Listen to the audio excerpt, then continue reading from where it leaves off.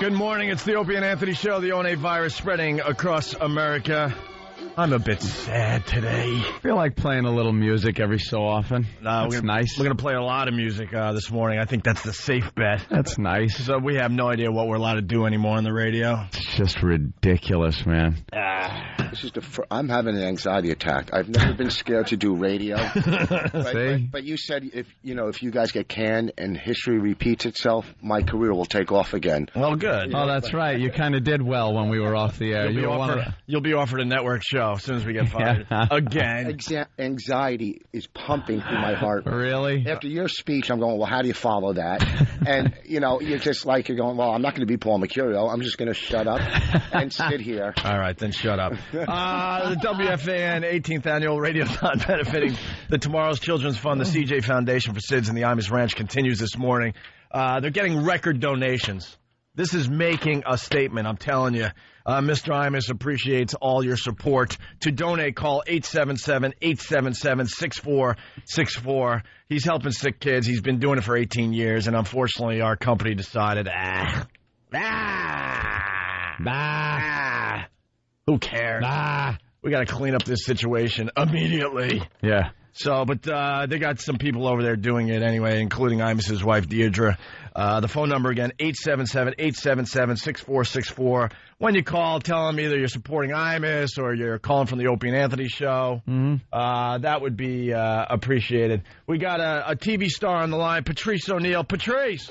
What's up? Patrice is making the rounds. Oh man, I thought you were gonna bop Geraldo on the nose last night on Hannity and Combs. You know why? It's confusing. I was like you, Ant, right? Listening and watching everything. Yeah. And here's the trend. You don't see anybody really. All I saw was a lot of old people on TV, and I really think it was a deal between old civil rights black people and old white people, and they made a deal. They finally shook hands?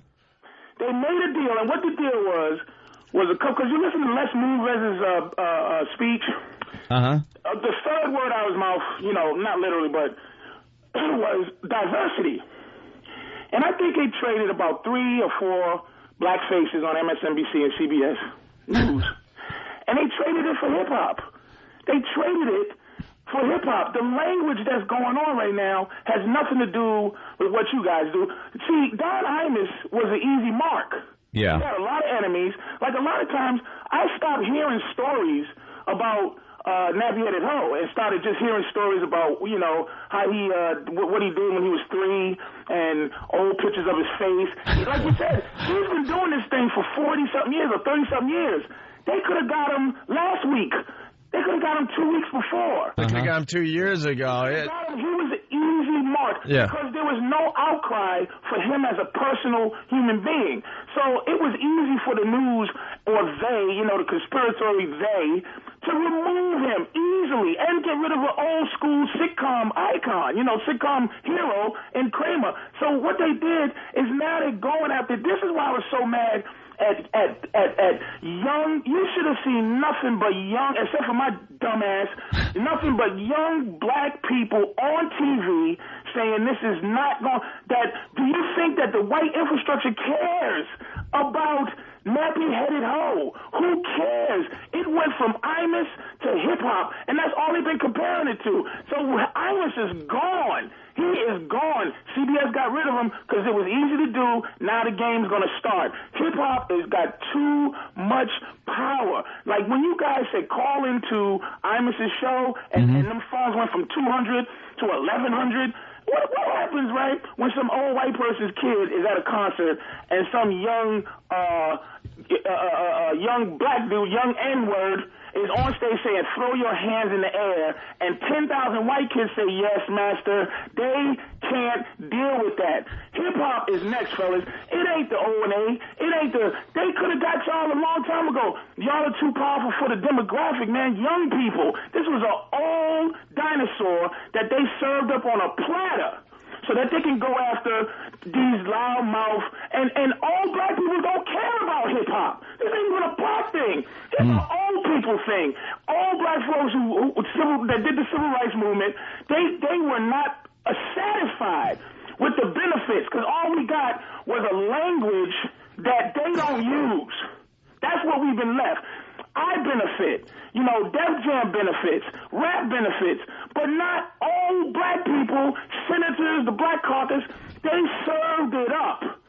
And they made a deal. It's a good point. It's a great point. Because he kind of represented that old school, the final, the last bastion of that old school civil rights.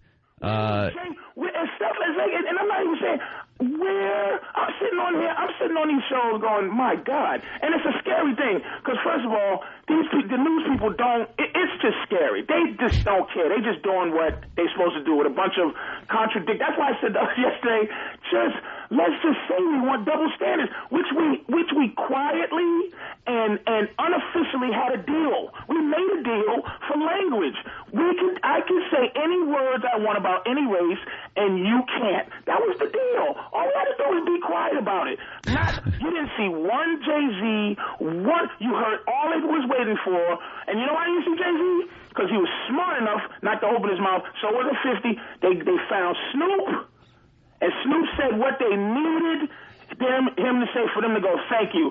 Fired, Imus. Nice talking to you. We can now get this on. We can get this going because what they did now, they propped up young black women as this was so perfect. Yeah. And when I listen to Imus's statements over and over, you can hear the uh-oh. Yeah, absolutely. The uh-oh. Like, here it comes. You hear the uh-oh. He's been around long enough to know. He knew very early on. He saw the media frenzy revving up, and he knew it was over. They propped up an image of hip-hop as the victim. What amazes me, Patrice, early on, Ant and I were screaming and yelling, going, this is not a black versus white thing. Black people have got to wake up. They propped up the image of why they hate hip-hop. Young, black, non-street women were propped up as the moniker for this game. Imus couldn't have been more dumb to say that about these girls. And like you said, as we're making jokes and stuff, when they said, oh, good, this is it. Whenever they made the deal, could have been 5 years ago and nobody was dumb enough to do it yet. And when he said nappy-headed hoe about these young, these lesbians. Imus did these girls a favor, by the way. I know this is going to be an outrageous statement, but they lost the championship, and they would have went away, and not one of us would have been able to name one player on that team. Could you recognize one woman on the Tennessee team? Now they're being paraded out on Oprah yesterday afternoon. They met with Imus last night, but they decided that they're going to have an official statement sometime today. They're milking it just like anyone else, and they're becoming media darlings and stars themselves, and they wouldn't have if Imus didn't said what he said. Opie, I'm so mad because I do jokes about everybody and everything. Yeah. And I hate women's sports.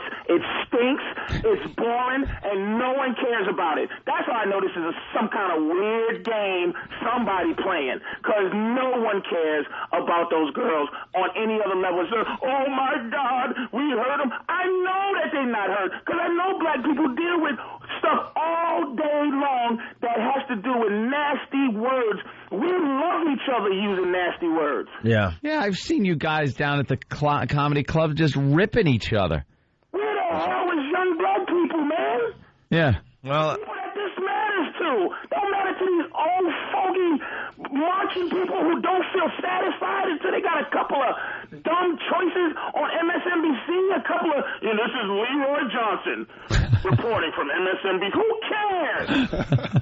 Well, Jesse Jackson apparently, because he said all day, all night, all white, and he wanted that changed. And what did Les Moonves say? Diversity. Yep. Blackface is about to be on. We traded a couple of news jobs. Who is the Black Caucus to hip-hop? They do nothing. And here's what's going to happen. This is the last conspiracy theory. When the hammer hits, on hip-hop, right? They're going to look for all the leaders that's been leading this charge against Imus to lead the charge to help save hip-hop when the hammer comes down. To save hip-hop? When you guys start going, man, I was listening to WWNIG last night, and, Johnny X said we should hang. It's like now every white radio guy, every white broadcaster is going to go, what about hip-hop? The next move is hip-hop, dude, and it's going to be through the CBSs and the MS, whoever owns these big corporations who own black imagery, and the game is on. Yeah, absolutely. And we were yelling and screaming early on. Wake up, this is not a black versus white thing. Patrice has been very insightful when it comes to these things. But you still should have bopped Geraldo on the nose last night. Well, that's what. Here's what I figured out. How I was paraded around like George Jefferson. This is why they like me. Yeah. George Jefferson. To come back. I was taking a funny angle. I was trying to be funny. I was trying to be funny even when stuff like this is going on. You're a comic. Of course you were. Now, I started saying, now, if I had said what I really want to say funny was like, listen, you guys are just trying to recreate Bill O'Reilly. You know, Sean Hannity really is funny because he really tried to bait Geraldo into like that wonderful ratings thing that him and O'Reilly did where they could just yell at each other. Yeah. Geraldo was just tired, old tired Puerto Rican who he was tired. He's like, I can't do this but more than once, Sean. Come on. So what I'm watching him, every time I'm trying to make a point about what is going down, that's when it starts kind of getting weird. Now, Sean is too smooth to say that that's the game. But that's the game. Is to say, oh, you're making too much. Let me tell you what John Gibson said to me on the radio yesterday. Yeah. I said something about this, and I said, look, man, this is because John Gibson really likes hip-hop. He really does. So he's like, he's an old white man that was never allowed to be as cool as he wanted to be. Hip-hop is cool to a lot of white people. They want to enjoy the whole culture, and they're not able to. That's the rule. That's the double standard that everybody's upset about. And I was talking about it, and at some point John Gibson goes, very clever. Like it's a Batman episode. Very clever. Very clever. And he didn't mean it condescending. He meant it, Touché, Mr. O'Neill. Yeah. But what art form does it stop at, you know? Yeah. Does it stop at artists? You know, you can't understand. It's scary times for everybody. There's no defining. It was bad enough trying to define what the hell the FCC meant. Yeah. Now there's people's personal feelings being hurt, and we got to try to define what hurts people and what group is being severely injured and scarred for life because of words. You know, speaking of words, yesterday I went to lunch and my girlfriend sees this baby, right? And she goes to the parents, "Oh, what a cute baby." And I actually grabbed her and said, you better not say that anymore because that implies that there are ugly babies out there. Yeah. And I'm not even kidding. I'm like, that's where it's going. Because to say what a cute baby means that you're acknowledging that there actually could be an ugly baby out there. Infant Americans, Opie. They don't like being called babies anymore. People laugh, but, you know, that's where it's going. Maybe that's an exaggeration, but, you know, somewhere in between is where it's going to end up settling. This is why Patrice is so brilliant. Bonnie said this. Wait, hold on, Patrice. But this is why he's so... Patrice gets white people mad, and there isn't a black comic that can get white people mad. And Patrice is so good and so funny that he gets everybody, you know what I mean? And he makes them think, and they get mad. Just like that lady, well, I'm taking away my money for the homeless shelter. Oh, really? That's a good solution because you did some jokes, right? It's just a liberal hypocrites. Dude, let me tell you something, man. Holy crap. Let me tell you something. Yikes, Rich. Well, no. Just hang in there. Just fire out a one-liner here and there. And we'll promote your gig. You're funny on the stage. These are... Well, that was a good point. It was all right. Let us do the heavy lifting right now. Oh, okay. Oh, my God. Opie's brutal to Rich. You guys been through this game, man. Oh, yeah. And you know something I learned, too, just sitting around for my little news run, is that hypocrisy is so accepted that it's stupid to try to prove it. Yeah. Because I was watching this lady from The View. She goes... Oh, how awful was Elizabeth Hasselbeck or Beck on Hannity and Combs last night? Oh, my God. She goes, Oh, Imus, Imus, go die, Imus, leave, Imus, he should go, you're a jerk. How about Rosie? See, I got to go to work, and I don't know. See, yeah, she was all brave about the Imus thing, and then God bless Sean Hannity. And honestly, we make fun of him, but Alan Combs did a great job last night on Hannity and Combs. Fair is fair. Sean, brings up what Rosie said about the Asians. I don't even know if we could say that slur. Who knows? And Sean basically saying, look, I like you, but if you had to go, both ways here. Don't you understand that? And then she's trying to say that she believes in freedom of speech, and Alan Combs called her out, like, how think it's okay to get rid of Imus for what he did, basically? People don't understand freedom of speech. That's what I was trying to say before. There is this complete lack of understanding of freedom of speech. It is the freedom to say things that might hurt other people's feelings. There's no protection in this country against having your feelings hurt. So knock it off. Stop crying. Right. Hey, Patrice, we got to take a break. You're heading to the airport, huh? Yeah, man. I'll see you guys in Vegas, man. Yeah, it's going to be very exciting. We're doing the first stop on the O&A Traveling Virus Comedy Tour. Right after the show, we're all flying to Vegas. The show's tomorrow night. That's so weird. Tomorrow night, we're going to be in Vegas doing a comedy show with Patrice O'Neill, Rich Voss, Jim Norton, and the rest of the gang. 8 or 9 comedians. It's at the Joint, the Hard Rock Hotel and Casino there, called the Joint. Tickets still on sale through Ticketmaster. You got Norton, Rogan, Joe Rogan, Louis C.K., Frank Caliendo, Bob Kelly, Rich Voss, Otto and George, Ralphie May, Patrice O'Neill. We're also holding a press conference out there by the pool, so we encourage the press to show up for that. And we got some... that ought to be nothing but questions about the virus tour, I'm sure. Well, we got some calls from from super agent Bob Eatman last night, and he said that his phone's ringing off the hook.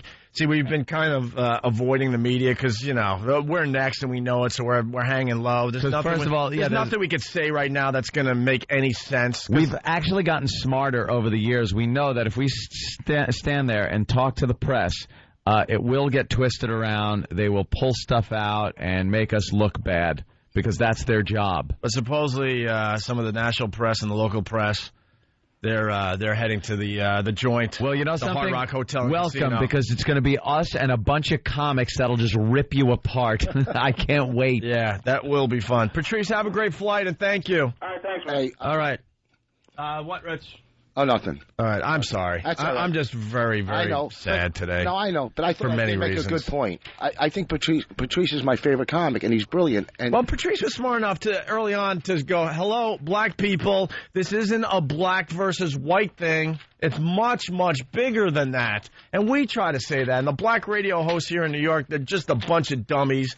Steve Harvey basically saying it's a double standard and that you can't say what I say and all that. It's like, well, why can't we? I think today we ought to play a little bit of that Steve Harvey that we played a couple weeks ago, the redneck thing, and tell me what the difference is. Yeah, please tell me what the difference is. Especially if people are starting to clamor about bits that we do, parody of Reverend Al and things like that. When Steve Harvey is doing this stereotypical white redneck bit where it's nothing but stereotypes of Southern white people. Right. But that's acceptable, and what any white people do on the radio isn't. Right. And Patrice, when this whole thing was going on down, he was just shaking his head going, yeah. Don't they understand what's going on? They're coming after us next. And he said us meaning black people, black entertainment. He's like, what a bunch of dummies. People got to wake up immediately. Well, after the champagne corks are popped and the bottles are finished, they're going to be waking up with a bit of a hangover, realizing, what did we do? We kind of focused the light on the hip-hop, on hip-hop music, and it could be a problem. Right. Anyway, we're promoting WFAN's 18th annual Radiothon. This is Imus's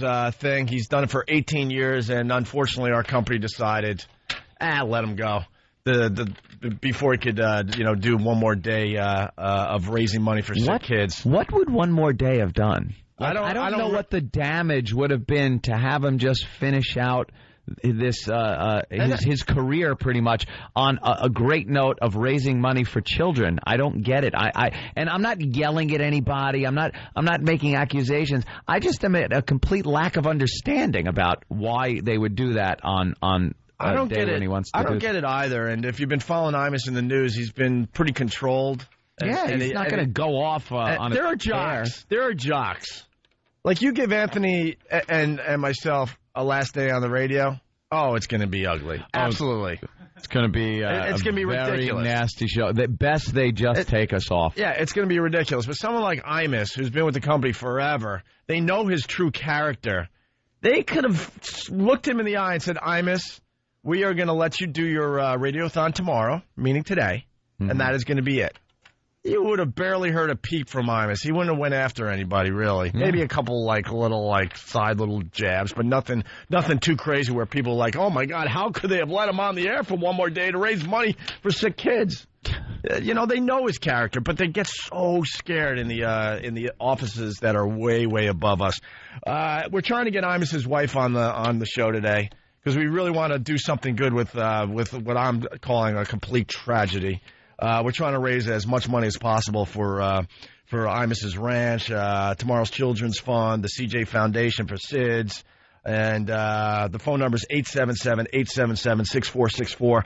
That's 877-877-6464. Make a donation. If it's only a couple bucks, that's cool. And just tell them, you support Imus, you support, it's coming from the Opie and Anthony show, whatever you want to do. But, make your voice heard today. I guess donations are way up. They're crediting us, and they're also crediting, of course, that there's just a lot of outrage with Imus's fans as well. The phone number, 877-877-6464. I apologize again, Rich. All right. Yeah, I'm just in a lousy mood, and I got no voice. It's Opie and Anthony.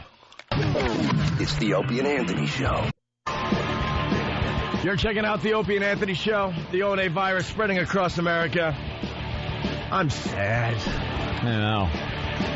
It's a tragedy. I got that feeling that I've gotten so many times before when we've been on the firing line. Yeah. Like all last night, I had that weird, depressed kind of internal feeling that you get when you're in big trouble. And it's odd because it wasn't us. But I still wound up getting that feeling. Hey, we got a couple things really fast. This show's moving really fast today. This piece was just on the news. Rockefeller Center, we're live over that right now. Protesters are starting to gather. Now, these are people in support of Don Imus, who, like you said, was recently fired from his radio show by CBS for the comments he made about the Rutgers women's basketball team. This is a story we've been telling you about all morning long.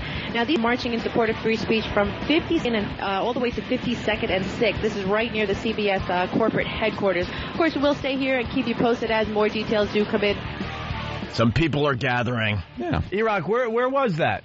Where are they gathering? They're in front of the Today Show at 30 Rock. Okay. All right. And now we go to the phone. Hello.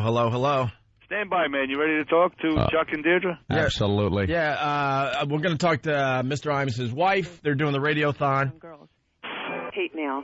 If you got hate mail, send it to my husband. That's 14 and a half minutes after the hour. What? John, we are...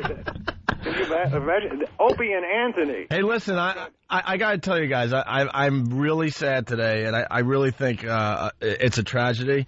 But I got to tell you, we plunk you down, and all I hear is Mr. Imus's wife there go, if you have hate mail, send it to my husband. So yeah. I was just like, wow. Deirdre's a trooper. Well, I mean, this is, some knucklehead sending these kids on this basketball team hate mail are just absolutely repulsive and repugnant, and that's got to stop. How are you guys? Yeah, we're doing good. I want to know how Imus is doing. Deidre, how's Imus holding up?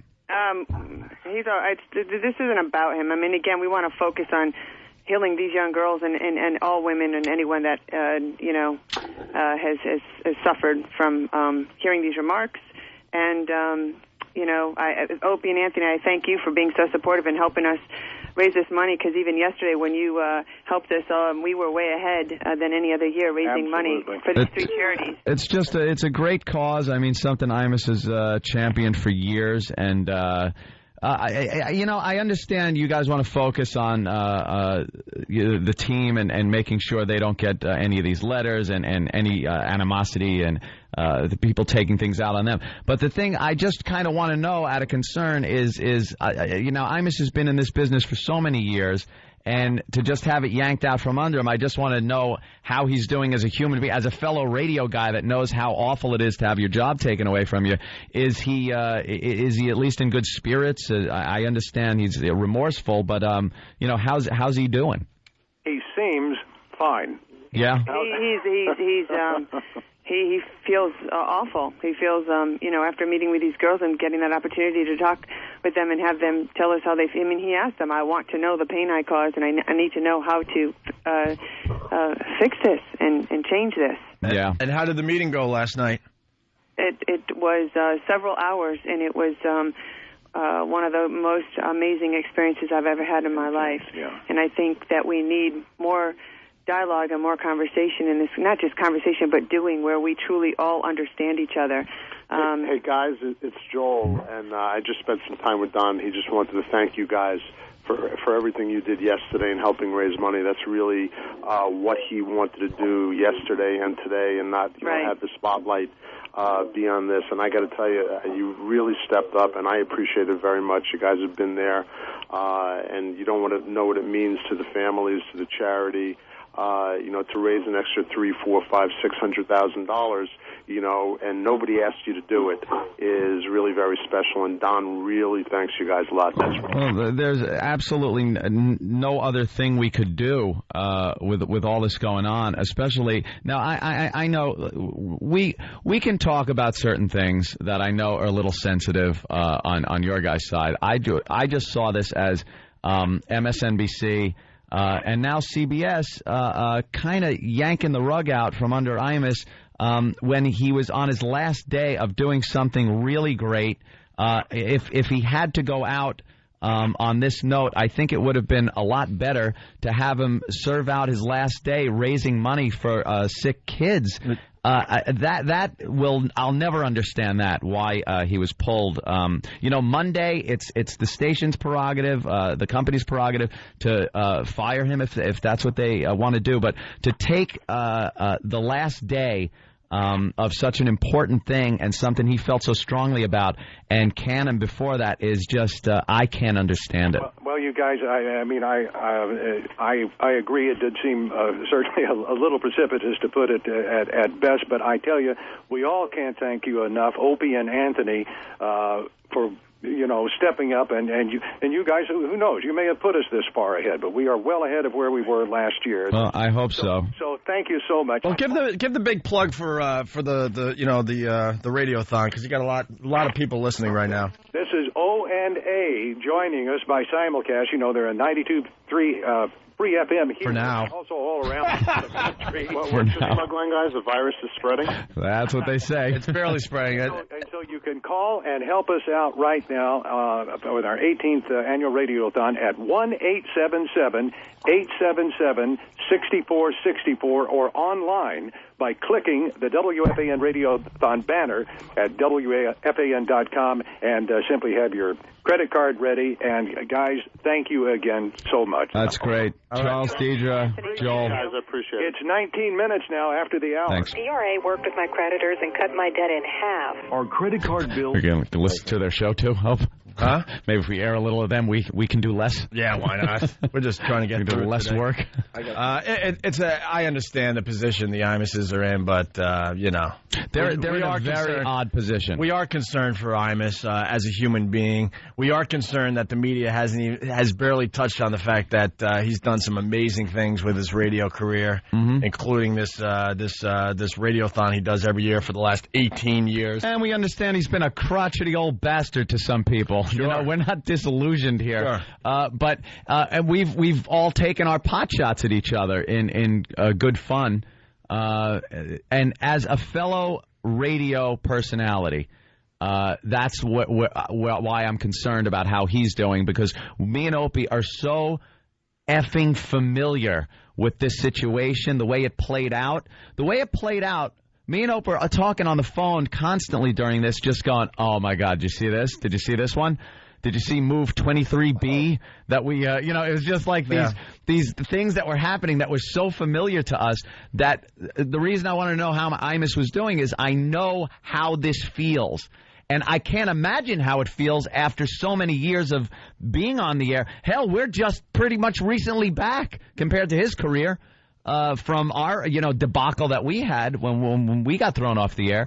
And to feel that way is not fun, regardless of the circumstance, regardless of how you feel about him being responsible for this and the awful things he said, or if it's freedom of speech, regardless of any of that. It's a guy that we relate to as a radio personality that is going through something we went through twice and know how bad that feels. Yeah. So I'm just wondering how he was doing, that's all. And, the bond started between us and Imus. When we first came to New York, we took on everybody. Howard, the mayor, Imus, other radio shows that have come and gone. And he was pretty much the only one that found humor in the fact that we were attacking him. Yeah, we were like, wow, this guy is a pretty special guy. Because, most egos in radio, they just stink. They just stink. They can't handle anyone, actually making fun of them. They're the ones that's supposed to make fun of everybody else, and how dare you actually make fun of them. But Imus was one of these guys, and obviously does a great Imus. We went after him just like we went after everybody else. And it got back to us he's like, those boys are funny. We'd goof on him and be like, I don't know what to say, but goddamn, they're funny. Yeah. That's funny stuff that they're doing over there. Yeah. So we're like, wow, you goof on a guy and he says that you're funny. It totally takes the punch out of it.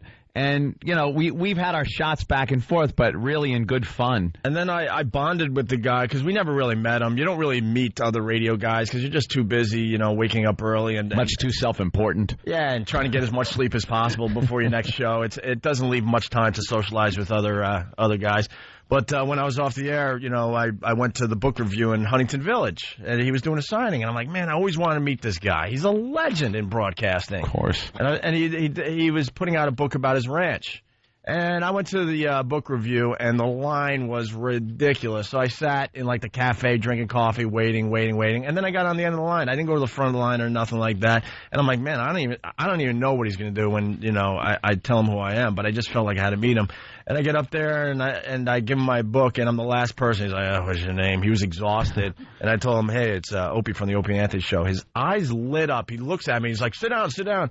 And we ended up hanging out for an hour after the signing, just talking about everything. And he was nothing but supportive as far as what happened to us. And I never forgot that. And I was like, man, I will defend this guy to the end.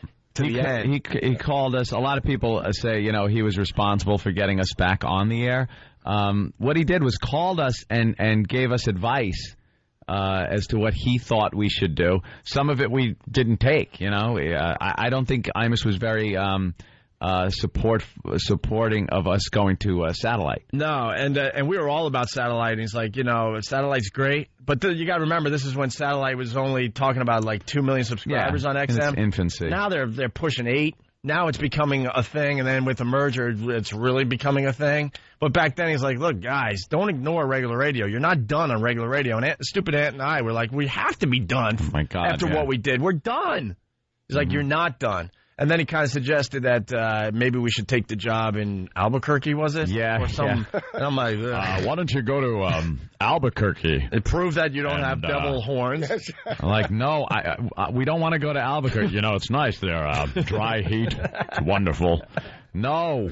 But when you were off the air, you had a lot of time in your hands to go to the book. Didn't you go to the Joe Franklin book signing, too? All right. Yeah, Opie was constantly down at that goddamn bookstore in Huntington. Who's going to be there? Martha Stewart? Opie was going, actually, do you remember me? All right, sit down and get online. Emerald, I love when you say BAM. Could you sign my book? A little known fact, because we come across as just being a bunch of dopes on the radio, I ended up reading well over 100 books after we got fired. I was reading a book a day, a book a week. That little bookstore in Huntington. Opie's just there all the time. Hey, you see who I met? It's wonderful. Actually, I met Clinton at the same at the same. You got pictures with Bill Clinton too. I guess I was a stalker. Occasionally you get the big guys, and then occasionally you get, I was a stalker of writers. Is that Adam Ferrara? Oh my God! Right. I was, Bob Vila, could you sign my wrench? You know what? You're right. My story stinks, and I was at that bookstore every day. Book signing. No, but that shows you what happens though to radio personalities that get fired. You don't know what the hell to do to you. Look, Imus is going to be. Could you sign my book? I'm going to book signings. This sucks. So I'm at the stamp convention. Yeah. You know what? You're 100% right. Is that a 1967 5-cent stamp? Hi, I'm Opie. I was thinking about coin collecting or stamps. I'm Hey, Opie. It's Imus. How you doing? Imus, it's 2 in the morning. I got to get up at 4. Yeah, I'm bored. I'm just watching the Lost box set. This show's amazing. Never saw it when I was on the air because I was had to go to sleep early. Imus, I'm tired. I got to go to sleep. Thinking of putting a pool in. Thinking of, swimming. What do you think about that? Is that, Look, I'm tired. I have to get up for work. Yeah, rub it in. Rub it in. Not rubbing anything in. We'll probably be in the same boat as you, and we can hang out at some point, but... Yeah. No, go ahead. You're busy. I'll find someone else, whatever. So... call me tomorrow, please. Ed speaks the truth because I don't allow a lot of people into my my personal life, but when I do, I can't get rid of these people. Like Dice used to do the same thing and then decide he hates me, and we still don't know why. Whatever, that's for another day. But he would call me every single night for hours on end, and I'm like, what the hell did I do to deserve this? Opie, it's Imus. You want to go to the beach? Yeah. I was thinking, pack a cooler, go to the beach. Imus, I got work. Blow it off. Cut work. I want to go to the beach. Jeez. Me and you hit the links. I don't golf much, but I've been thinking of taking it up. No. Don't you have Imus, don't you have something to do? No.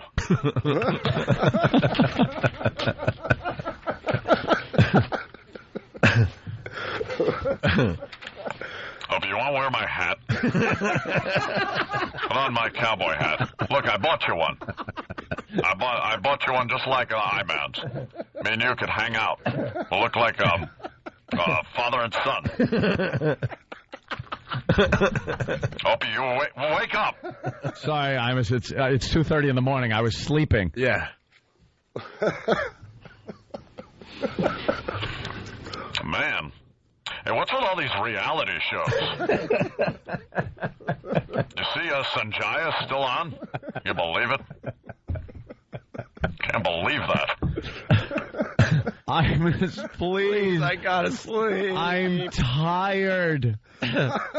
Oh, God, I'm tired. E-Rock is writing a line for you that is pretty funny. I just got Pal Talk line. Yeah, hey, you guys check out this Pal Talk thing? I'm talking with a Happy Typing Girl. It's great.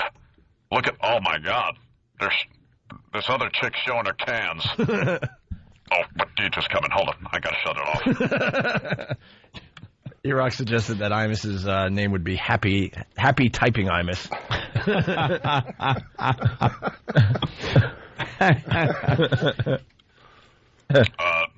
Don't tell anybody, but I'm I-Man on Whackbag.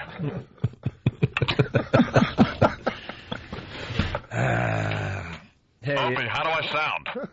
I just got a new cell phone. Yeah, you sound good? You sound wonderful, yeah. What the hell time is it? It's 3 in the morning. Yeah. I want to get another hour and a half. I'm used to getting up at this time. Yeah, but, I know. Hopefully soon you'll be getting up early again. Well, I hope so. But what are you doing today? A radio show. Oh, yeah. Sorry I remember to mention that, but... Does Norton need someone to sell his shirts? I'm willing to go to the virus tour, and I'll man the booth. I'm not doing nothing. Where you going, Vegas? Yeah. Yeah. Can I join you? Yeah, let's take your private plane. Yeah, look at this. What? Girls Gone Wild commercials on. You ever see these things?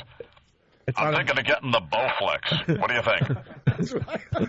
You want the... Hope you ever use the Bowflex? No. You sound tired. I'm really tired. What time is it? It's now 3:30. 3:30. Wow, we've been talking like an hour. I know, and time flies when I talk with you. And we hung up at midnight, so you get about 3 hours sleep here. Hey, can I come into the show? I'll just stand there. I swear I won't talk. And look at the equipment? Yeah. Yeah. Yeah. Yeah. Yeah. All right. Look, it's 4 a.m. Hey, you want to rollerblade through the park? Me and you. I know you like rollerblading. I know all the things. I could skitch on a truck. I've done some skitching. Hi, guys. Yeah. Yeah, Poe won't let me up in the building. No. Can I? You guys Master Poe is making me fill out paperwork. You guys stay downstairs. Yeah, if you can't sleep, Ron Bennington is still awake. Ron and Fez show. Maybe I'll call him. All right. Have a good show. All right, thank you. Yeah. Thank you, Mr. Imus. Why did I ever meet you at that bookstore? What the hell did I get myself into? You know, I'll tell you what. I'm going to help raise money next week in Fort Lauderdale at the Improv. Next Friday, Saturday, and Sunday. I'm going to help raise money. Oh, look at that. Nice. Next week? Nice plug. Week, yeah. Next Friday, Saturday, Sunday, Rich Voss, who's in studio for Jim Norton, who's already in Vegas for our little thing we're doing tomorrow night. He'll be at the Fort Lauderdale Improv. All right, we'll take a break. Don't forget about that phone number to donate to the 18th annual Radiothon. Imus's wife is actually on the air doing it with Charles McCord. To donate, call 877-877-6464. Tell them Opie and Anthony sent you. It's the Opie and Anthony Show. You're checking out the Opie and Anthony Show. Our phone number, 1-866-313-FREE. Let's say hi to Ethan from Massachusetts. We haven't taken many phone calls yet this morning. Ethan, what's going on today? Hey, guys, I just want to let you know that Anthony's point this morning was more precise and more sensible than anything Sharpton or Jackson could put together, man. Oh, I must have been drunk. Thank you, sir. And you know, I'm a veteran, and it makes my stomach turn the way they're stomping over all the rights I was supposedly defending, serving, you know what I mean? Yeah, people don't realize when you start giving rights away, people don't stop. They don't stop at a certain thing like, oh, we kind of want this. It's a little infringement on your rights. And then when people go, oh, yeah, no, that's good. And then they take it away, they'll be back for more. So absolutely. You really give up a lot when you give up just a few or a little bit of your rights. You know, when in the military, a lot of your rights are taken away. Like, I can't speak my mind to my boss like someone could in the civilian world. Yeah. You can't just, yell at them and say, no, that's it, I quit, or give them the old F you and tell them how you feel. You can't do that. So once you lose that right, you really realize how much it means. Well, there are certain, like, freedom of speech rights that are in place, and certain limitations on them. There's the old gag. We've all heard it, the stupid fire in a movie theater one. I wish they'd come up with something new. I'm sick of hearing that one. But, of course, that free speech isn't protected. But there is an absolute freedom to hurt someone's feelings with your words. No one's protected from that. The second you try to protect someone's feelings from being hurt, no one will be able to talk. Because on a daily basis, no matter what we're discussing here, I've been surprised sometimes, especially early in my radio career. Now you kind of get numb to it. But I've been surprised at some of the stuff people have found offensive or upsetting. You're just talking, and all of a sudden someone will call up, and you go, wait, you got upset at that? I know, right? It's like everything. So the second you try to not upset people, you're pretty much gagging yourself. Right. I actually had a supervisor in the military, a sergeant, that would call us POSs and, the woman P word every single day on a daily basis. Yeah. And you just, and what we did to get back at him is when he'd have a party or something, we wouldn't show up because we didn't like the guy. We're building a country faggots. It really is just a country of weak, kind of wishy-washy, don't hurt my feelings, I'll try not to hurt yours. And it's just, we're going to turn into this weak country. People see this as being something that strengthens a country. No, I don't think so. I think it divides the country more than it brings it together. The division, when things like this come up and people talk about diversity and open discussions on these subjects, it's a very limited amount of people that sit there and actually have these conversations and open discussions on it. But the majority of the people on both sides of any issue are just hating each other for it. It separates, it divides, and it doesn't work like people think it does. And it's building a wimpy country that isn't going to be able to take criticism. You have to be allowed to let other people hurt your feelings and say things that you're not going to agree with, and let them do it.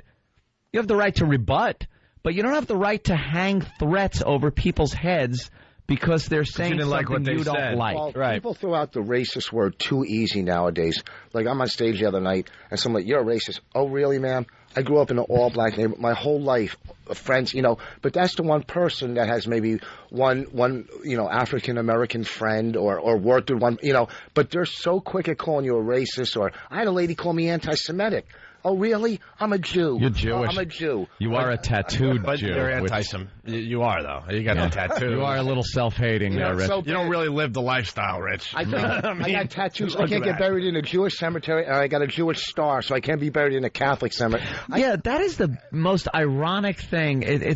You have a tattoo, which is against the Jewish religion, of the Star of David. You're going to be buried in someone's backyard. With any luck. Right. All right. In a 55-gallon drum on the side of the parkway. Ethan, thanks for the phone call. Let's go to Charles in Jersey. Charles, what's up?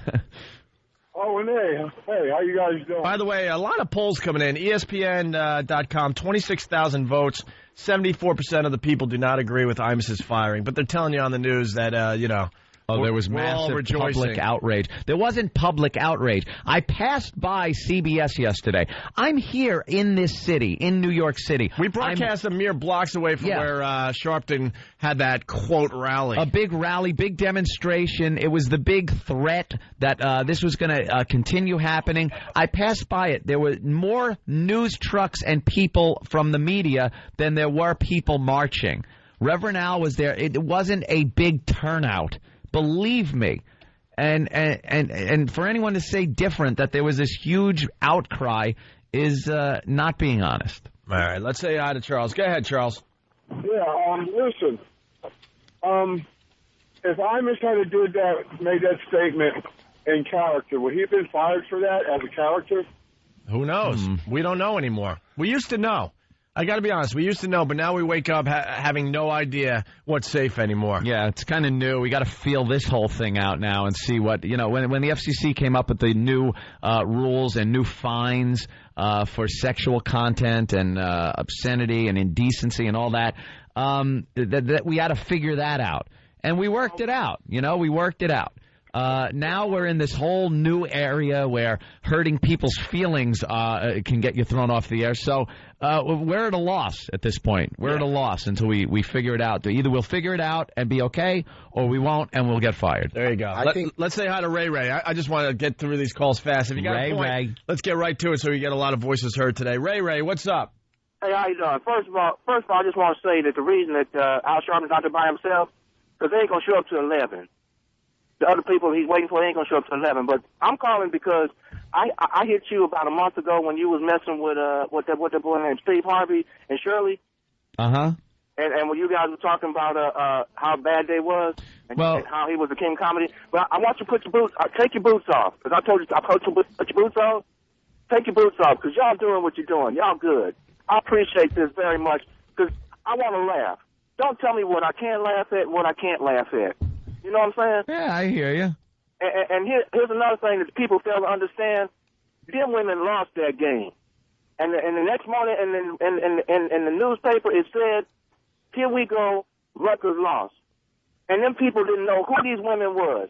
now, 30 years from now, they'll be able to show these papers to their children when they're working out there in regular jobs and they're not pros. You know what I'm saying? I feel bad for the Tennessee team. Yeah. They won, and no one knows who the hell they are. They're not on Oprah. The Tennessee team. They're not on Oprah. They're hoping Jenny Jones gets back on the air so they can get her. And I don't mean this to be an outrageous statement, but I did those women a favor. Their lives everyone knows them. Everyone knows them, and their lives are going to be that much more enriched from this experience. You watch. Sure, they're signing autographs. You know? watch. I'm sure they're in the public eye now. They would have been in the spotlight for maybe another day tops, and they were on Oprah yesterday, and now they met with the Imus camp last night. But instead of just announcing how it went, they're waiting and getting their thoughts together and having an official statement. I mean, they're milking it too. Let's be honest here. They could have just walked out and said, hey, it went great. This is what he said, this is what we said. Boom. But no, they're like, we'll talk to the media tomorrow. Yeah. Just kind of like stretching this on. Why are you milking it? I think the even trade would be give the 3 Duke lacrosse players Imus' spot. Yeah. Well, I heard some of that, too, last night on some of these shows that are hosted by black people that really were calling for Imus's head, believe me. And I heard some of them last night calling for our heads from the Opie and Anthony show. They don't want this show on the air. And a couple of callers brought up the Duke lacrosse situation. And one host, and this is ridiculous, got angry and wanted me called on the carpet, Opie, for calling that woman, the prostitute that falsely accused these young men of rape, wanted me called down on the carpet for calling her a lying whore, which I did yesterday. Because... And he wants you fired for that. He wants you fired for that, by the way. Yeah. Said I was disrespecting that, and he said, I was disrespecting that young lady. Young lady. You know why I called her a lying whore? I'll be honest with you. Because she's a lying whore. She lied. Thank you, Norm Macdonald. That was like such a Norm Macdonald line. Her job is a whore. Did you get his book signed, too? Yeah. All right. Yeah, where'd you see him? All right. I took my beating like a man. How much longer? Yeah, the woman that lied, and she's a whore. What am I supposed to call her? And when is Jesse Jackson going to meet with the lacrosse players? Never. And have their little sit-down meeting and, Never. Is she going to be brought up on charges? Can she be... I don't know. Whatever. You know, everybody's saying Imus is such a big story, but you people don't know. The real big story is Anthony is 51 on the top ugly list of celebrities. Oh, right. Look, we've been trying to ignore that. Hey, could you word it properly? What? What was it, actually? There was a... I don't know. I was very proud. Actually, it was a dumb list, though. Like, I'd feel better about it if it was more accurate, but Tom Cruise is on the list. It's the 100 unsexiest men in America. I'm unsexy. Anthony made 51st place, but they said it was a tough choice between me and him. Yeah. And they called it greaseball that no one gives a crap about or something like that. Yeah. He was 2 below Secretarius. Secretarius? What the hell, Secretarius? The horse that won all the races. Secretarius? Yeah, the horse. Is that a secretary that's running with horses?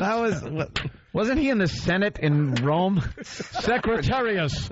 Centurion. Secretarius is here to see you. I bring you news from the north. Who is Secretarius? The horse that won all those triple crowns. Secretariat. Oh, Secretariat. Whatever. S or a T. Oh, They're my close together. God. Trump was number one on the Secretarius. Number one on the top 100 unsexiest men list. Let's go to Ken in Montana. Ken, what's going on? Hey guys, first time caller here. My man turned me on to you guys, and I just want to say, listen to you the last couple of days. You guys are all right. He's right about you guys. You guys are some stand-up guys, and I got some comments here about this Reverend Sharpton and all these guys, and you guys, I've been listening here, and you guys have been talking about it.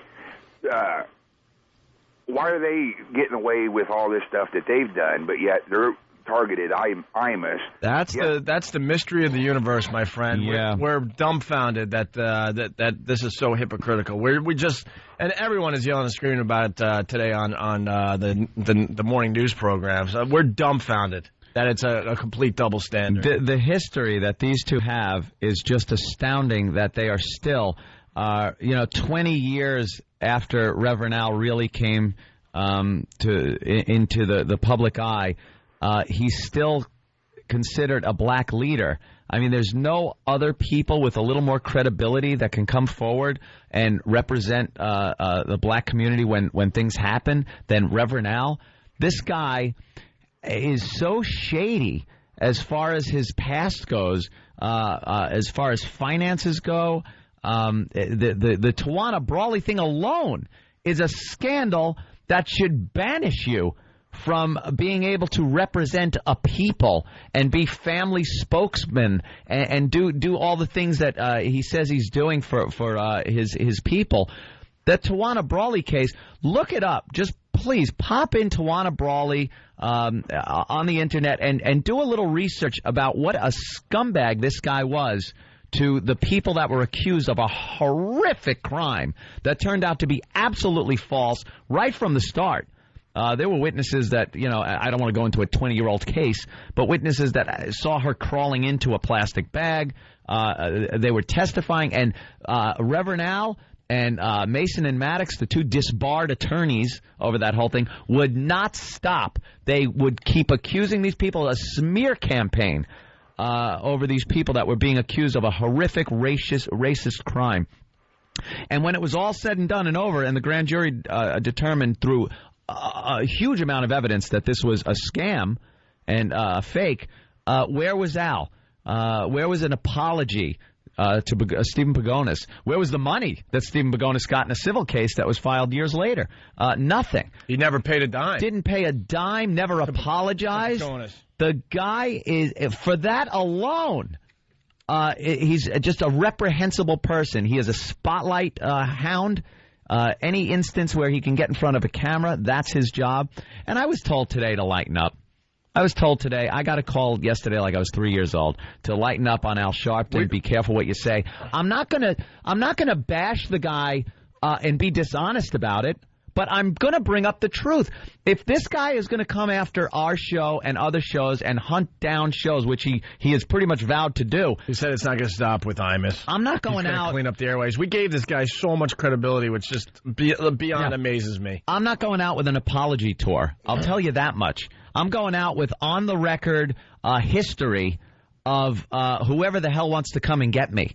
If it's Reverend Al, you're going to hear a lot of stuff about the Brawley case, about grainy black and white surveillance tapes inside of hotel rooms, Crown Heights. There's plenty of instances where Reverend Al has done nothing but incite hate through race. And that's what I'll bring up. I'm not going to sit there and wait to get fired while I'm apologizing. Yeah, and last night we got advice from a lot of people. And these days in our career, we try to listen to advice a little better than we used to in the past. A couple hours into the first show after the advice, it's over. Well, we did pretty good today. We did. And I was explaining my my whole case last night to someone. I'm like, Ann and I, when this whole thing went down, we're like, man, someone's got to lead the charge, and we'll lead the charge. And obviously everyone will follow us. They got to see it our way. That the freedom of speech thing, it's not a black and white thing and all that. And we ran out that door with a charge and like, come on, let's go. Charge! And I told this person last night, and then a couple days go by, and we look behind us and we realize, oh, my God, we're the only ones. Hey, we're the only ones. No one's coming out of their bunkers with us. Oh, my God. No one's charging out of their foxhole. It's like you're in a foxhole, and you're like, ready, guys? We're going to take that hill.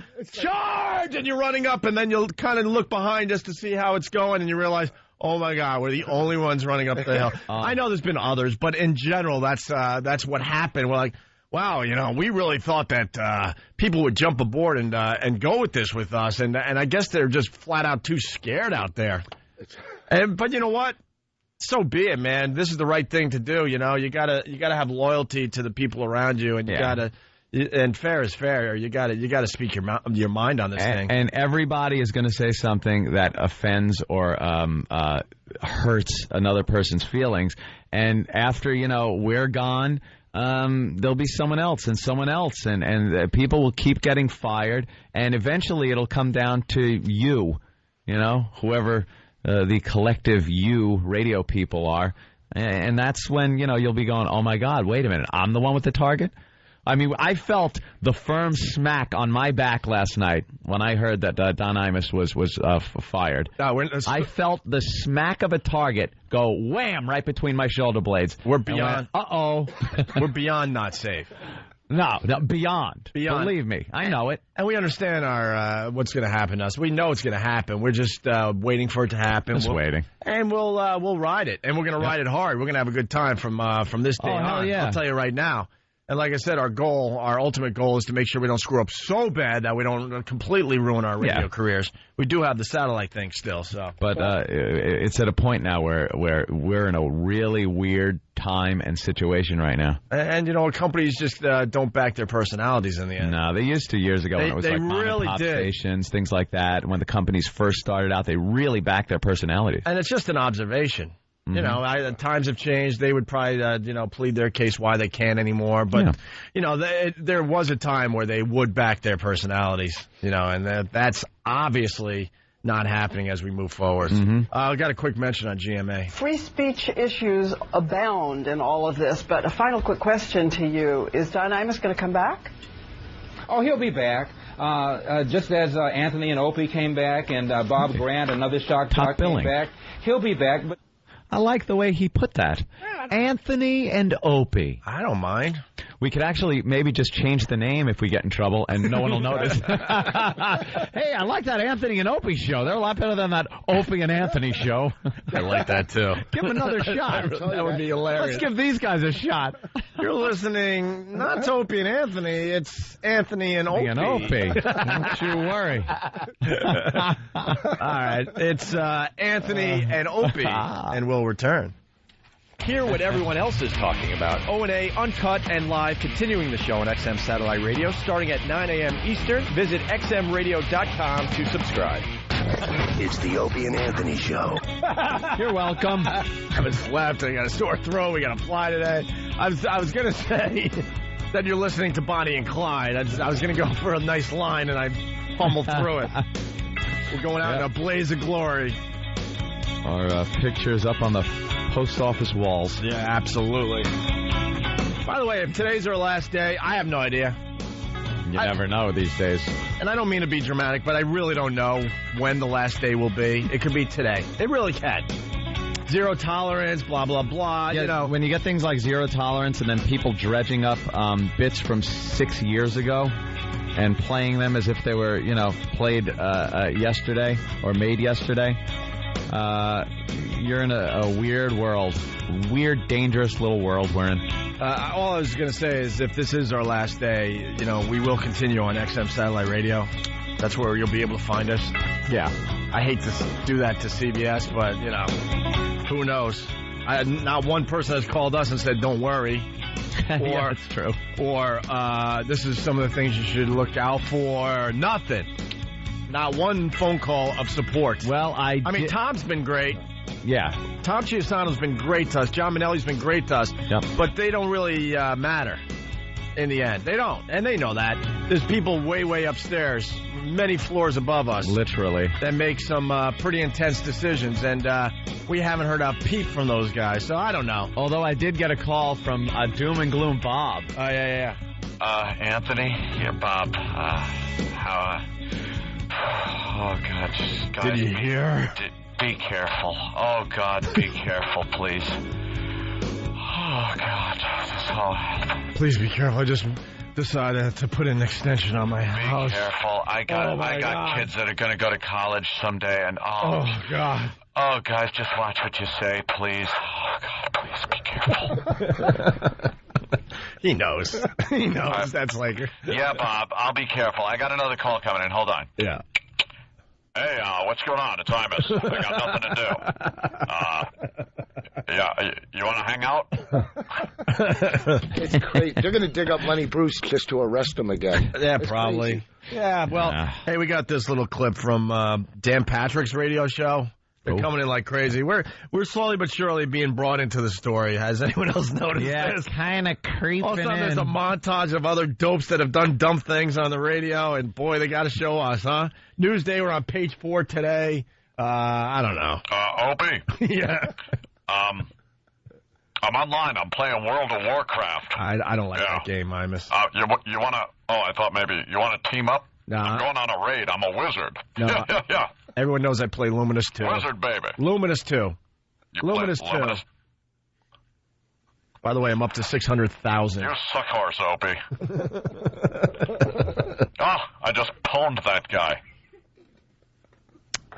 Hey, yeah, we're more like Butch and Sundance. Yeah, we're more like Butch and Sundance. The Bonnie and Clyde, one of us has to be the chick. Ugh. Yee. Yeah, no, it's Butch and Sundance. Butch and Sundance running out of that barn. Yeah, that's it.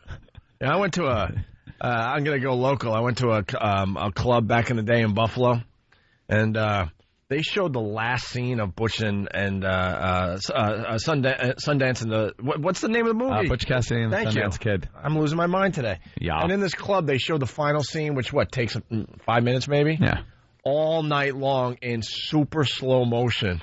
Oh, wow. So it's like one frame at a time? And if you were on the right drugs, man, wow, what a trip that was. It's an interesting idea. But it was like super slow motion. You'd have a drink, go to the bar, and then when they finally went for it, that took forever.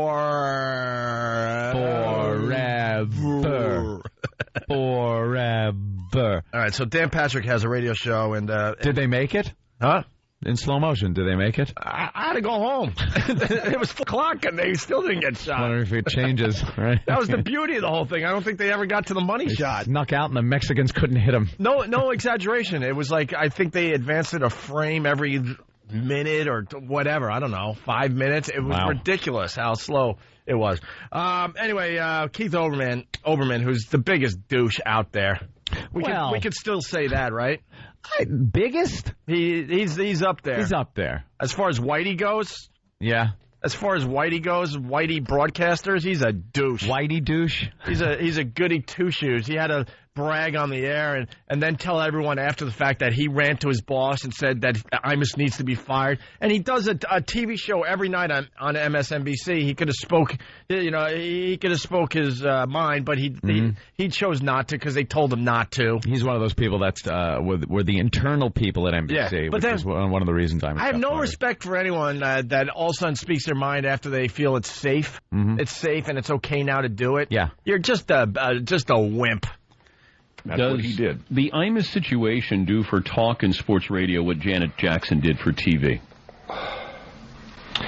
Very much. I think very much so. I think it makes people aware that, and I'm not sure that some of the leading malefactors in this area understand that they are going to be under a microscope now. But, from Opie and Anthony to Rush Limbaugh, you're just not going to be able to do these things anymore. Why? And if you do, there is now an effective means of protest and if you will, an emboldened or encouraged, depending on your point of view, protest group ready to strike. And I don't know that that's a bad thing. I mean, I just, you could... I think my career would be testimony to the fact that you can make fun of people without resorting to racial slurs and sexual slurs and the rest of it. You can make fun of people? If you want to bust somebody's chops, there are lots of ways to do it that can be mean and edgy and still funny and yet stay within a certain boundary. And I think this is finally... we've all been lax about this. Oh, great. That's your definition Don't of you understand that boundary is moving as we speak, you idiot? Doesn't he understand that? And doesn't he understand the person that asked that question with the Janet Jackson incident? That's Dan Patrick. He's better doing sports scores. What does he know? The Janet Jackson incident, what it did for television, he's saying this will do for radio. The Janet Jackson incident was considered an FCC violation. Let's keep that in perspective. These guys don't even know the basic facts of this stuff. Nudity on television, a bare breast... albeit she had something there, but it was considered a bare breast on television during a time where you're not supposed to show bare breasts on television. FCC violation. Regardless of if you agree with it or not, the FCC stepped in. That was the problem with that. This is not an FCC issue. This is hurting people's feelings issue. Bad? Maybe. People don't like it. Yeah. Offensive? Certainly. But well within your rights. And this effective means, he's saying, of quashing this by protesting is mob tactics. It's threats that are meant to keep you from exercising your right to free speech. And with that, we got Sean Hannity on the line. Sean. Hey, good morning, guys. How are you? Welcome to the Opie and Anthony Show. I want to start by saying you and Alan Combs, we make fun of Alan a little bit here on our show, but you guys did a great job last night. Bravo. I was flipping around the channels, and I'm like, will someone speak up and at least bring the freedom of speech thing into this thing? Let me tell you, these are dangerous times.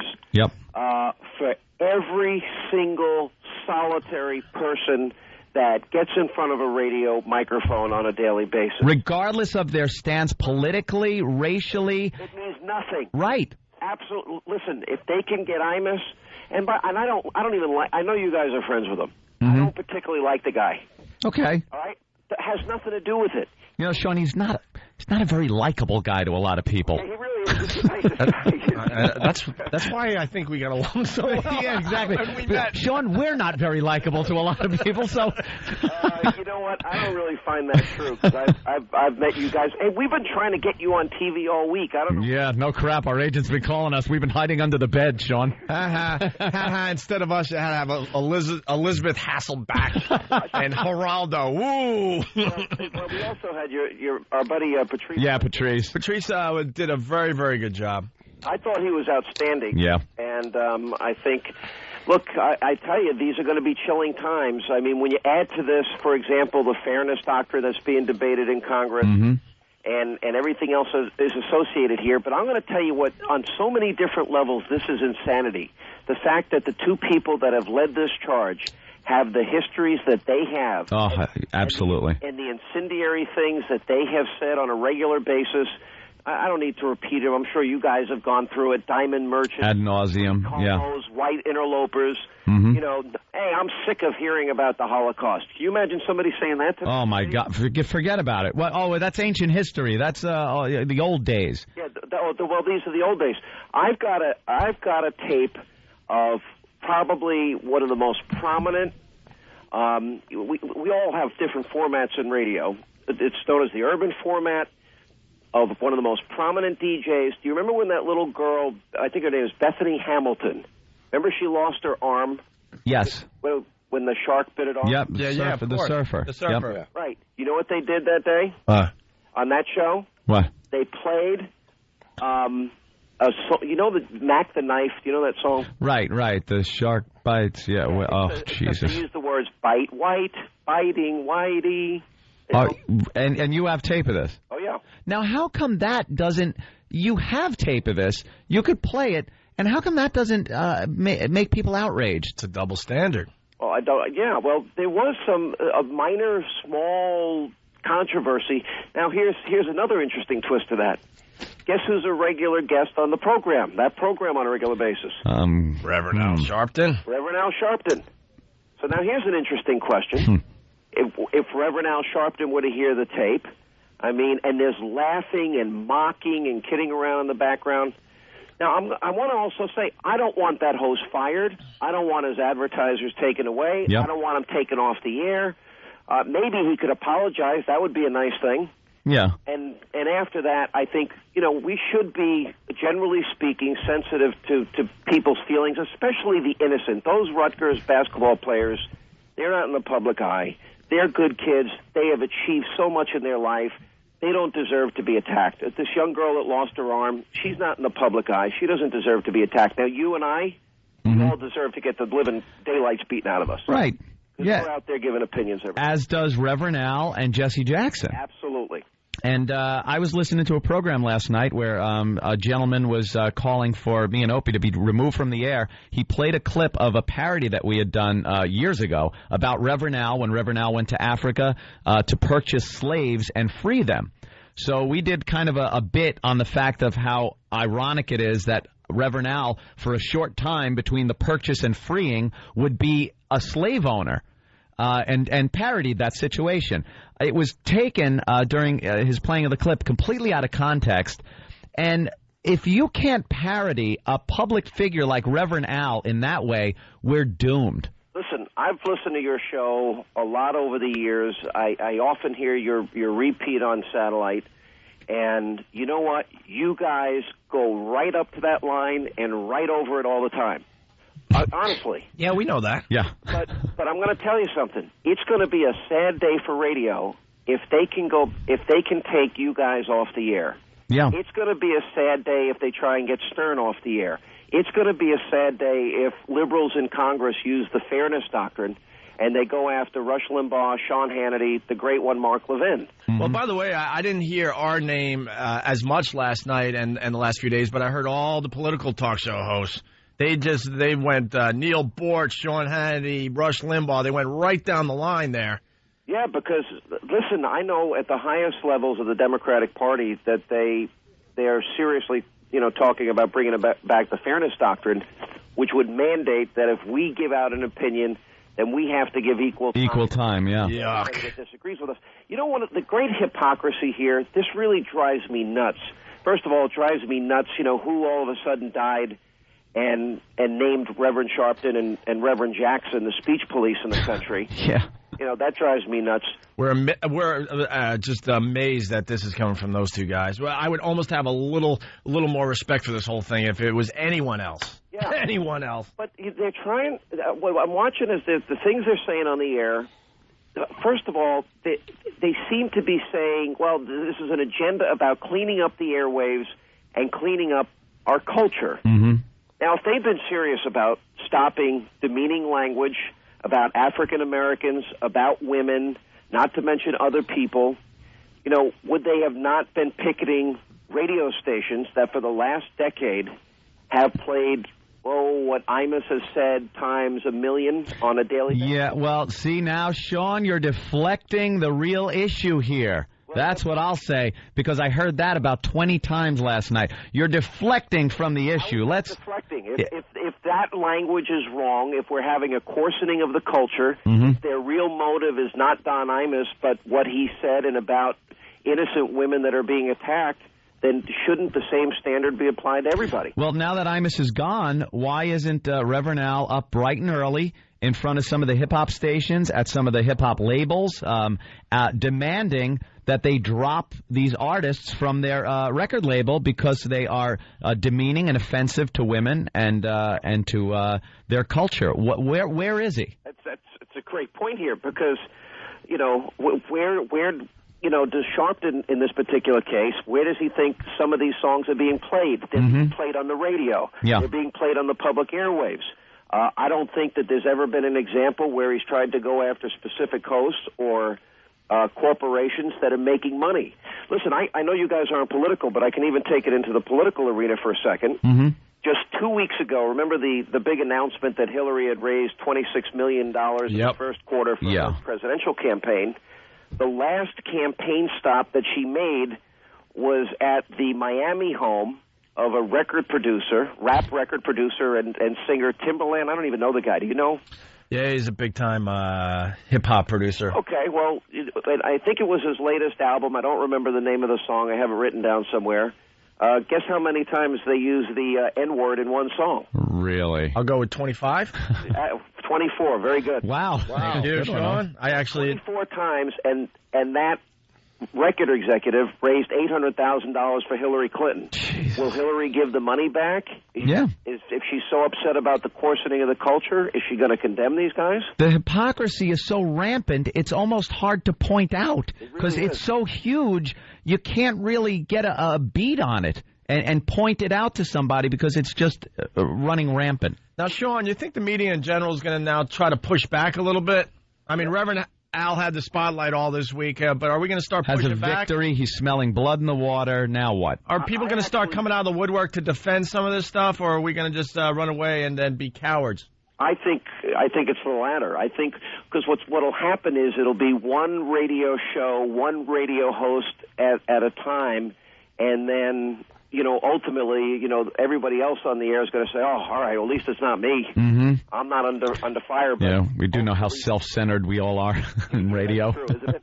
Here's Sharpton's quote: "It's our feeling that this is only the beginning. Mm-hmm. We must have a broad discussion on what is permitted and not permitted in terms of the airwaves." Now, Sean, we in radio really understand, and a lot of people are surprised by this, FCC rules. Mm-hmm. We're schooled on it by our lawyers constantly. We're getting memos and all kinds of things keeping us up to date. We're probably the most well-versed in the country. Yeah, we really, because they make sure of it here at CBS now that they've sat us down in front of a lot of paperwork. We have to take tests on the internet. Tests like once every 3 months. It's amazing. It's a multiple choice quiz. Yeah. The funny thing is, I'm back in school. This may sound a little nuts, but I actually think, because everybody in radio knows how, dumb, petty, immature, competitive we all could be at times.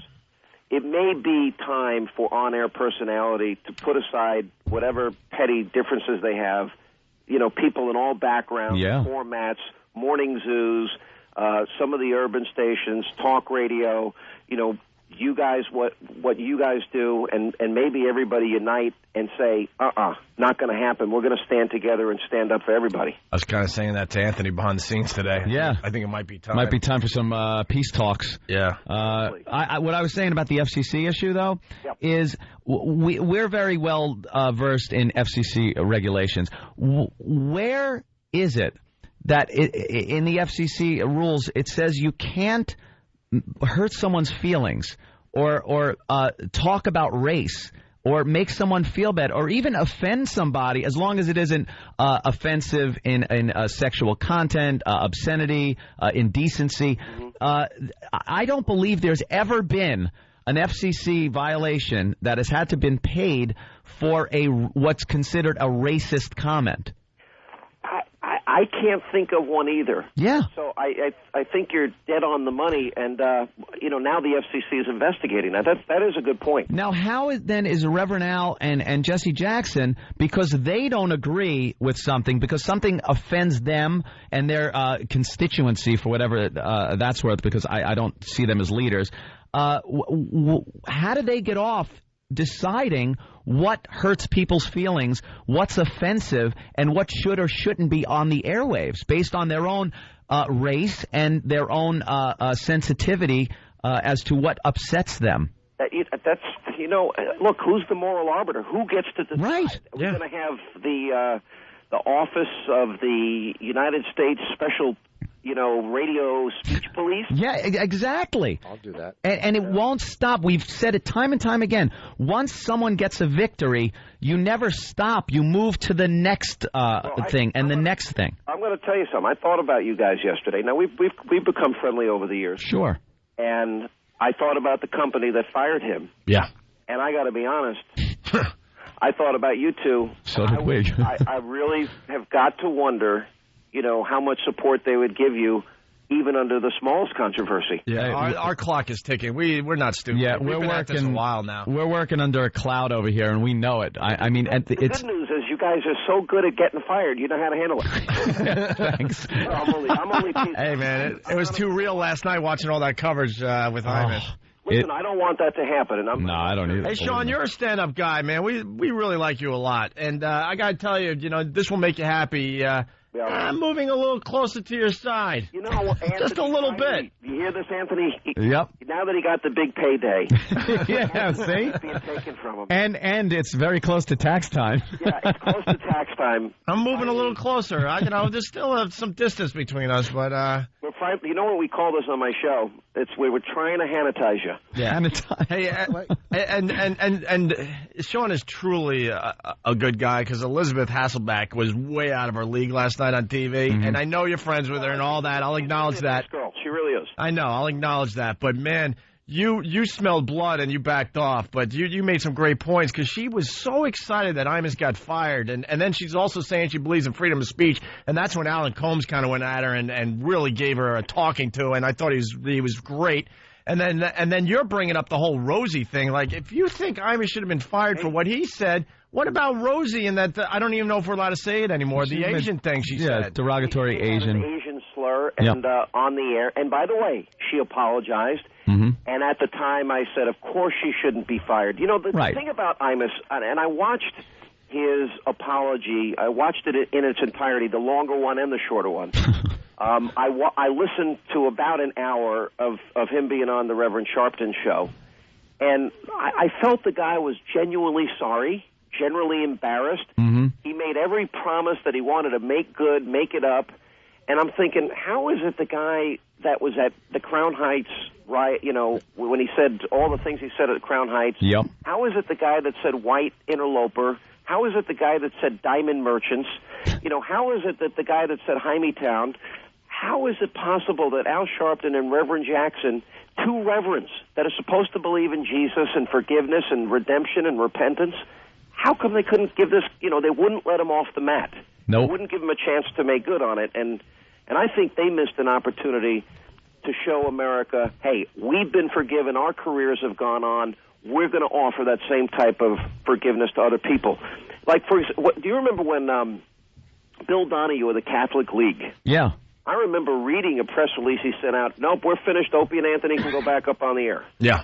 And you guys had a pretty intense fight after the... Oh, yeah. Yeah, we were amazed by We've since had him on the air maybe 3-4 times, and he's been a great guest on our show. Yeah. It was the right thing to do. Yeah.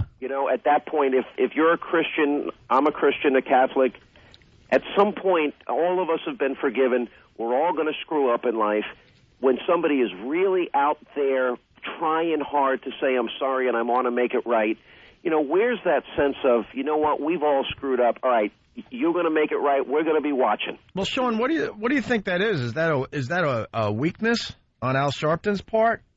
I don't know. I mean, I think... Like, I need to drag you down. I need to pull you down. Here's what... Where does that come from? Here's what I see.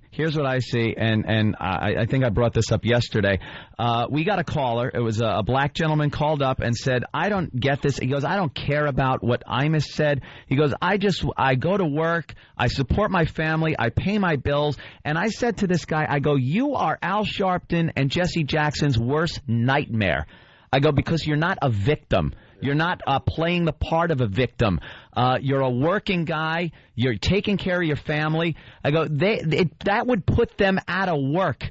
That would make their donations for how they make their living, God only knows how, that would all dry up because they need the black people to be victims and downtrodden and poor constantly to keep them in the public eye. Wait, what would that? If that's true, Anthony, how sad that would be. That fundamentally, that's the surprise to me is that I think they have been forgiven a lot. They have been allowed to go on with their careers. I'll even take it a step further. Even though I've disagreed with Reverend Sharpton and Reverend Jackson politically, I think in both cases there have been times they have done a lot of good things for a lot of people. Yeah. But that's because they were allowed to stay in the public arena and express their views in spite of the fact that they made a lot of big mistakes. Tawana Brawley was a big mistake. Huge. Crown Heights Riot was a big mistake. Freddie's Fashion Mart was a big mistake. All right, Sean, they're going to cut us off. We're really... Before you go, I got one question. Yeah, go. So you guys coming on TV tonight? Honestly, we're flying to Vegas for a comedy show. Vegas. We're literally leaving right after our show today. Well, you guys were in the bunker all week. Yeah. Hunkered down, Sean noticed. We've learned. We used to be like, oh, TV cameras, okay, we'll talk. And then people are like, what are you doing? Well, if you can come on next week, I'm sure it's still going to be an issue. Let me know. All right, let's figure that out. Thanks, Sean. Thanks, man. All right, ABC in New York, right, Sean? He's gone. Yep. You know where to find Sean Hannity. He's all over the place. He's a great guy. We got a break. We're really late. It's Opie and Anthony. Really fast. The WFAN 18th Annual Radiothon benefiting the Tomorrow's Children's Fund, the CJ Foundation for SIDS, and the Imus Ranch continues this morning. This was Imus's cause. He did it for 18 years. His wife's doing it today because they kicked him off the radio, obviously. Donate 877-877-6464. You're helping sick kids. Tell them Opie and Anthony sent you, please. Yeah. Let your voice be heard. Show them what you can do, listeners. Even if it's just $1. 877-877-6464. It's Opie and Anthony. It's the Opie and Anthony Show. Yeah, you're checking out the Opie and Anthony Show. We were just laughing because Sean Hannity goes, man, you guys have been in your bunker all this week. I got to tell you. Everybody has been trying to get us on TV this week. And like I said, the old days we'd see a camera and we were like mesmerized. Like, oh, wow, a chance to be on TV. Yeah, hey, it's a camera. Let's talk. And we only realized, like, only in the last few years that sometimes that's not the smartest thing to do. Opie. Yeah, what's up, Don? Yeah, it's Imus. Yeah, I know. How you doing? I'm good. Stop calling me. What time is it? It's, I don't know, 8:45. I just typed Fat Kid into your into YouTube. It's great. Check out Fat Kid. I will. Hey, you want to go to Six Flags? No, we're flying to Vegas. That roller coaster deal. No, we're flying to Vegas. Fun. No. You want to touch butts? No, that's Jimmy's bit. Yeah. I want to touch butts. Okay. I'll call you in like 10 minutes. Yeah, I know you will. All right. Thank you. I got nothing to do. All right, listen, we're moving fast to the end of the show here. Chris in Rockville Center. What's up, Chris? Chris? Yeah, hi. Hi. I wanted you to know that I made a donation yesterday to Imus because I felt obligated. I would never ordinarily listen to his radio show, but there's so much going on about it. I felt like I really needed to support this. You know, it seems like that money is the only thing that matters when it comes to advertisers. Yeah, man. Well, they thank you for the donation. We just got a note here. The Radiothon has raised over $2.5 million. Bravo. That's what I want people to remember today. Imus raised $2.5 million, and they have at least another hour in the Radiothon. The phone number is 877-877-6464. It's for sick kids. He's been doing this for 18 years. The company really should have let him just finish out, in style. On a high note, On a high note, and let him do his Radiothon. It's the last hour if you haven't, well, at least while we're on the air. Just give it the big push and, donate if you haven't. They've raised $600,000 this morning, and a lot of our listeners have been donating, and we thank you for that. 877-877-6464. Tell them Opie and Anthony sent you. Chris, you like car stereos? Excuse me, do I like stereos? Yeah, you want a car stereo? Actually, I don't have a car right now. Goodbye. Doesn't have a car. Give a random caller a Sony Explode CD car stereo with Bluetooth integrated hands-free microphone and wireless audio streaming capability, courtesy of the new Action Drama Drive, which premieres Sunday, April 15th at 8 p.m. on Fox. The new Action Drama, the name of the show is Drive? Okay. Drive this Sunday at 8 p.m. on Fox. Just give it to a random caller, all right? Hi, this is Rich Voss calling in. Hey, yesterday we read Jason Whitlock. Oh, jeez. Am I the right caller? No. I want to win the radio deal? No, hang up on him. No, fair enough. Call you in like 5 minutes. All right. We want to give it to a listener, Mr. Imus. Yesterday we ended the show by reading Jason Whitlock's column.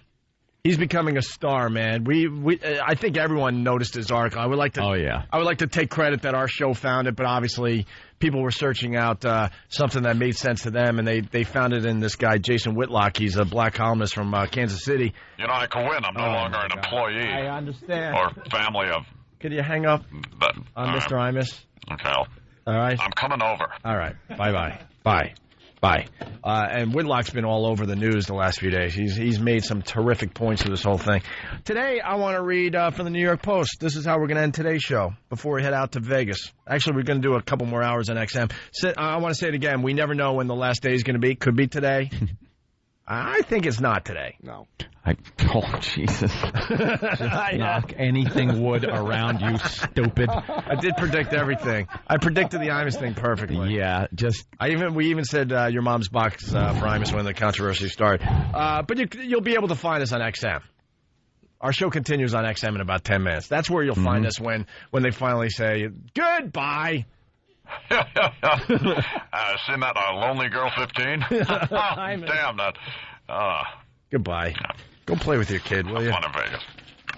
So today I want to read a column that's in the New York Post, and I got to tell you, I was searching, not finding much positive stuff on Mr. Imus. No. Imus in the morning, and they spell morning Mourning.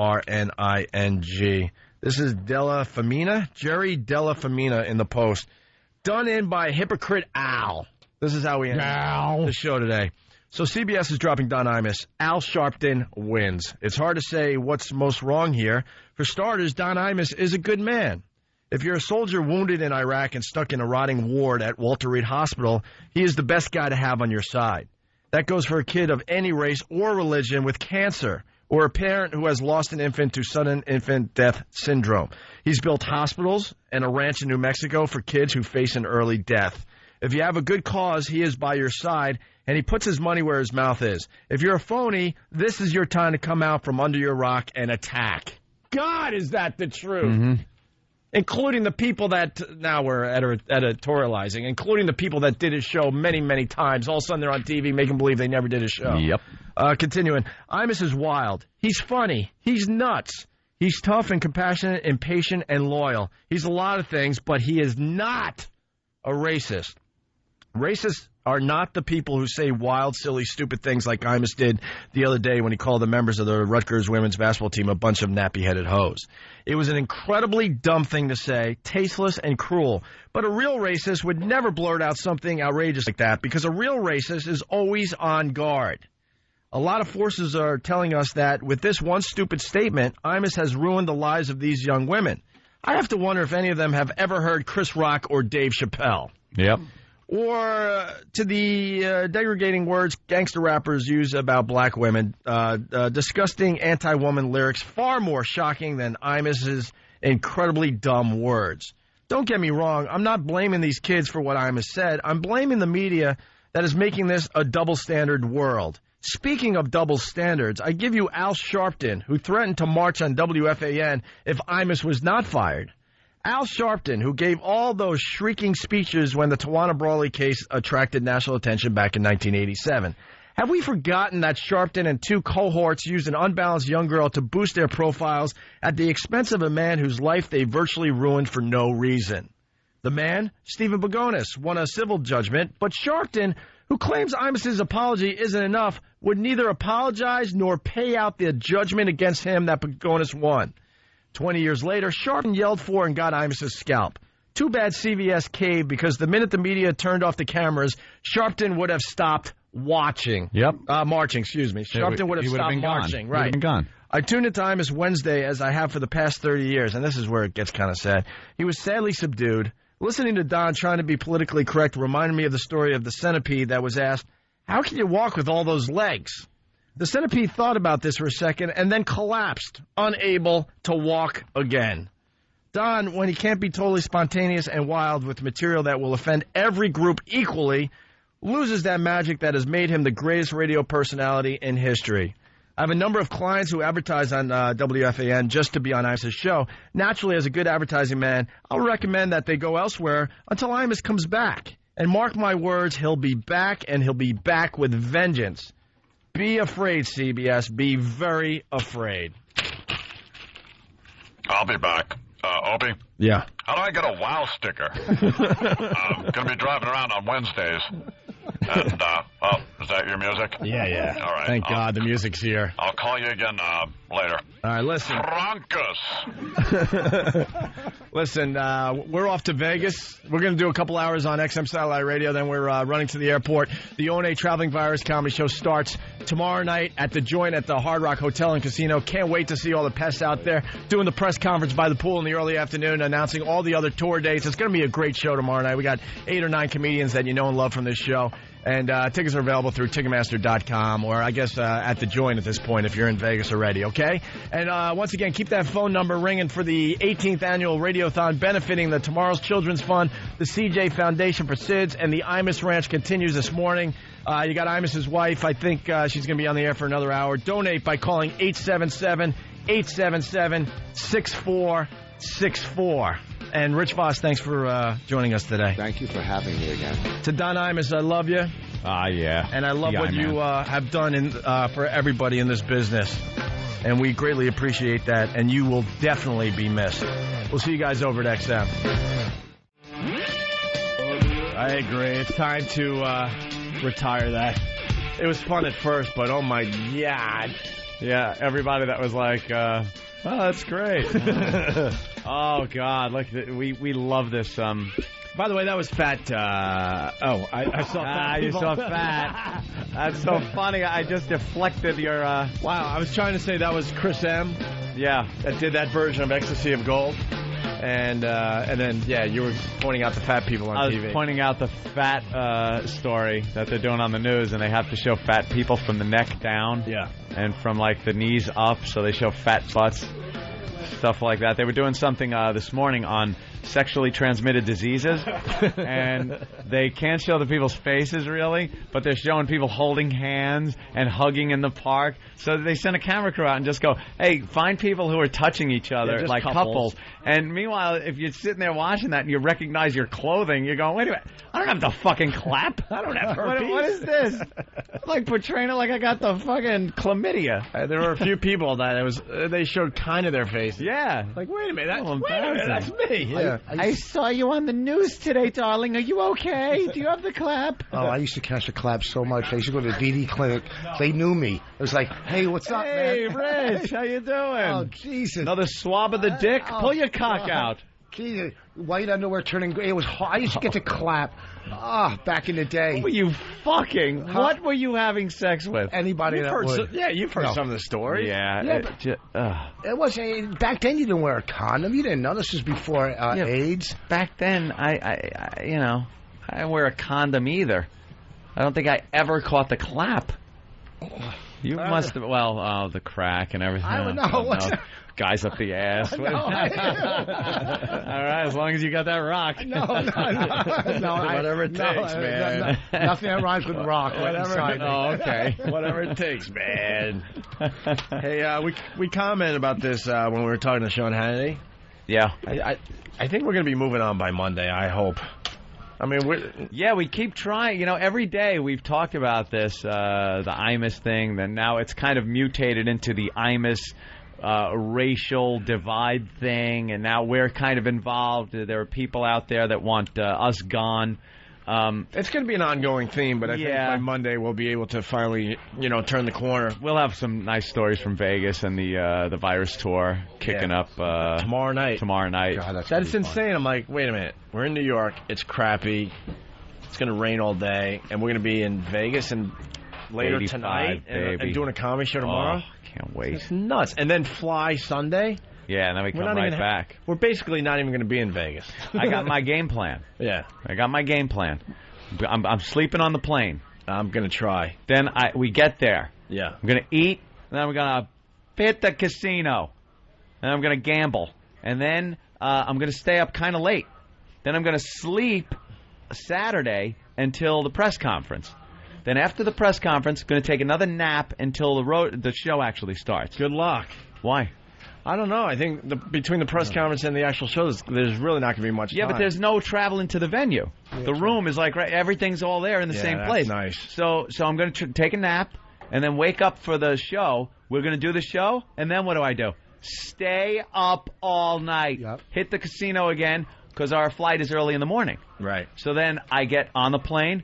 Sleep on the plane, which I always call the time machine. Yeah. If you could sleep on a plane, it's like a time machine. It is. You go to sleep, you wake up. How much time feels like it passed? Nothing, and you're there. It's like a transporter. Every time we travel, I get so mad at Anthony because then we get off the plane and he's like, well, "What happened? What happened? We didn't take off yet." I'm like, "What happened? Where are we?" That's the worst. Every bump, and I'm like, "Oh, what is that? Where are we, Kennedy? Oh, what happened?" You ever fall asleep on the plane and you wake up and they still haven't left and you already had an hour into your sleep? Like there was a delay. Oh, never. Oh shit, with that. Because I sleep that all the time. Suck. I sleep. If you're gambling too, and I walk up to you, take your money off the table because I'm mush. Yeah. I'm telling you. Yeah. If you see me in the casino... Well, that was one of your vices, too, that you had to give up, right? Let me tell you, if you don't shoot craps, don't gamble. No, I don't shoot craps. Every Hey, from the guy that had to give it up, yeah. Maybe craps wasn't your game. If you were a winner at it, you wouldn't have given up. Well, I got married again. I'm still winning at that. Yeah, waiting for that one to crap out, too. But it looks like you gave up cock for good. Yeah, that's good. So that's good. New teeth. Yeah, you don't want to mess up the new teeth. Hey, so we'll see everyone in Vegas. It's going to be a killer show. I hope you guys join us at the press conference. It could be cool. It could be interesting because, like Hannity said, you guys have been hiding all week. You've been in a bunker. He's not the only one that has noticed that, and we're already getting people. Well, we've been getting people calling our agent. Our agent has told us. Going, hey, they're doing that press conference in Vegas. Gloom and do Bob again because I got the call. It was like, Anthony, Bob, you know the press conference you're doing in Vegas? Yeah. people are going to be showing up from print and national and local media, and they're not going to want to talk about the virus, so they were going to want to talk about the Imus thing. Yeah, Bob, and? Just don't say The Rock.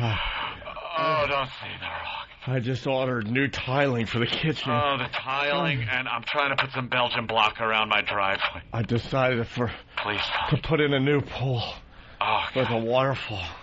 Oh, my God, will you guys just shut up? Don't say a word. Oh, wait, Bob, I have another call coming in. Hold on. You guys going to Vegas? Could you, you want, like, I don't know, traveling buddy? By the way... Imus, it's Cole. By the way, every poll, where's the MSNBC poll? Every poll, there are more people saying that Imus should not have been fired. Yeah. By a lot more, by the way. A lot. But last night they said this is what America wanted. Mm-hmm. That's what I took from all the coverage last night. And just an observation, and I'm just saying it. I don't mean anything by it. Has anyone else noticed how many black people are on TV today? Oh, my God. Every time you look behind you. Yeah, there's Jesse. Everywhere. Rainbow Push. And then there's a guy yelling at something. That guy. I think that guy fought Ali back in the day. See that white lady? She sleeps with a black eye. A black, yeah. Hey, so we brought up the Elizabeth Hasselbeck. She was on Hannity and Combs last night. This is worth playing. She is just a dummy. I mean, she has a TV show. Where you have to have some kind of intelligence. See, officially, we don't have to have intelligence on this show. We can be as stupid as we damn well please. We show it from time to time, but her show's all about trying to have intelligent points on things. And she was so out of her league last night. It was some fun TV. So we got some highlights. It's just a blonde-haired chick from... Yeah, she used to eat bugs. The eye candy. The eye candy. She's there because she's, hot. They always have the eye candy there. And for anybody that thinks that's misogynistic. And sexist. Which, They're going after sexism and racism right now. They've always had eye candy on that show. Yeah. Debbie Matenopoulos, I think, was the first one. She turned out to be a blithering idiot, so they threw her off. And then they went through a couple of other people, but always the slender, young chick. Yeah. Because they want the young view on The View also. What's wrong with having... What they're saying to the young women out there is that you don't really have an opinion unless you're really hot. Unless you're kind of hot. If you're a young woman. Right. They had Star Jones, who she was the overweight black woman, representative, lawyer. And then the young woman had to be slender, attractive, and really, her point of view... was secondary. Yeah, but next to Rosie, even Leona Helmsley looks lovely. I mean, next to Rosie Flintstone and Joy, between those two old ragamuffins. But see, what they're telling America is like, you can be ugly as long as you have a brain, but you can't be ugly and not have a brain. Right. Yeah. You better have something to say. Right. Or just look really good on camera. Or just look hot and sit there. And boy, did Elizabeth proved that point last night. And she tries to, talk like she's intelligent. I was getting douche chills on the couch last night. I'm like, shut up. Go back to eating bugs. All right, what's your reaction? I actually think today's a good day. It's a good day for history. It's a good day for the future. I think that the marketplace has spoken. The marketplace hasn't spoken. Listeners have spoken. Wait. Do you believe he shouldn't have been fired? No, absolutely not. Do you believe he should have stepped down himself? I think he should have been taken a couple of weeks off and cooled down. First of all, a couple of weeks off. Wait a second. Let me ask you a question. Oh, let me ask you a question. Shut up. She is so stupid. Shut up. Let him ask you a question. The marketplace talked and the listeners talked or spoke? The marketplace didn't talk. Sorry. And if you polled the Imus listeners, they would completely disagree. Yeah, I think they would say. As a majority. Do you think his audience was ready to just bail out on him? What'd you say? The listeners spoke? Yeah. Or something like that? No, they didn't. The marketplace. Actually, no one talks about something they really like. The Dow Jones dropped completely. The marketplace. Right. Wallbaums. Right. The free market. What is she talking about? That's what I'm telling you. Shut up. big I guess my problem and my issue is people are asking why now. Okay, I say why not now? Why not before? Why not before when he was making anti-Semitic comments? Why not before when he had thrown bigoted remarks out so easily? I think it's about time, and I think 2 weeks to go back to that is not a penalty. That is a vacation and nothing more than a promotion. First of all, do you believe people can change? I do believe in people can forgiveness? change. Is Imus now the victim now? I don't care. Well, I think actually, to some extent, I think he is a victim. I think he's a victim of this overreaction and a slippery slope, and this piling on. He shot himself in the foot. How dumb is she? Seriously. Who is that broad? Anyway, who's that dunce? Stupid. She, obviously is, well, she's kind of cute. I call her a news bunny. That's what I call them, news bunnies. Actually, baby. I think he did call. Of course, and he should. News chicks around NBC News bunnies. She's saying... I didn't care. She's saying why not before anti-Semitic remarks and this and that. She worked with Rosie, who made the Asian slurs, and we've been saying it all week. Rosie should be able to say the Asian slurs. People should be able to say whatever the hell they want. I don't care. But for you to say that it's about time Imus got fired, and you work with Rosie, that's saying some pretty outrageous things on a daily basis at this point. And God bless her for speaking her mind. I don't necessarily agree with everything she says. It's hypocritical to think that she should slide and Imus shouldn't. I never want anyone to think we don't want people to have all the freedom they want. I've said it before. I used to listen to Imhotep Gary Bird on WLIB here in New York. And it was one of the most infuriating, race-baiting, racist shows I ever listened to. The guests, it was nothing about, it was all about how the inferiority of the white man, how the black race will take over. It was really militant and angry, but I was fascinated by it, and I would listen to it every day just because it would infuriate me, but I couldn't get away from it. And I never for a second wanted them off the air. I felt, you have a right to say this. I was offended by a lot of the stuff, angered by it, but that's their right to say that. So why don't white broadcasters, Asian broadcasters, Hispanic broadcasters have the right to voice whatever opinion they want, regardless if it's offensive to somebody. That's the person that gets offended. That's their problem. They have to deal with it, and the best way to deal with it is to turn off the radio. That isn't even an option anymore. Have you noticed that isn't even an option that people bring up anymore? No. Remember, people used to say, "Hey, if you don't like it, turn off the radio." People don't even suggest that anymore. And that used to be good enough. That was good enough. And it should have been good enough. And now it's even more pertinent because a lot of people were saying this is bad because you're doing sex on the radio. So, and we would say, well, just turn the dial. Well, I accidentally stumbled upon it. It was always about accidentally finding But the now there's just personal points of view and opinions and race discussions that are genuine discussions. Comedy based in race, which you saw on the Comedy Central show, a Chappelle show. There's a Chappelle bit that I wanted to talk about on CBS that I couldn't because I couldn't say the name. It was a skit called The Niggers. And it was about a white family whose name happened to be Nigger. It was hilarious. And Chappelle did this, and it was hysterical. The mailman would come and go, "More mail for the niggers."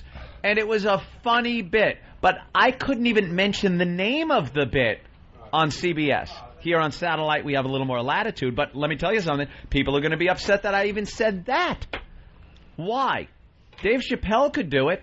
Double standard. But they'll argue the double standard part too. Like Patrice said earlier in the week, let's just acknowledge that's what they want. That there is a double standard. They want it, accept it, and live with it. White people. That's pretty much what everyone's saying. Sorry, not in America.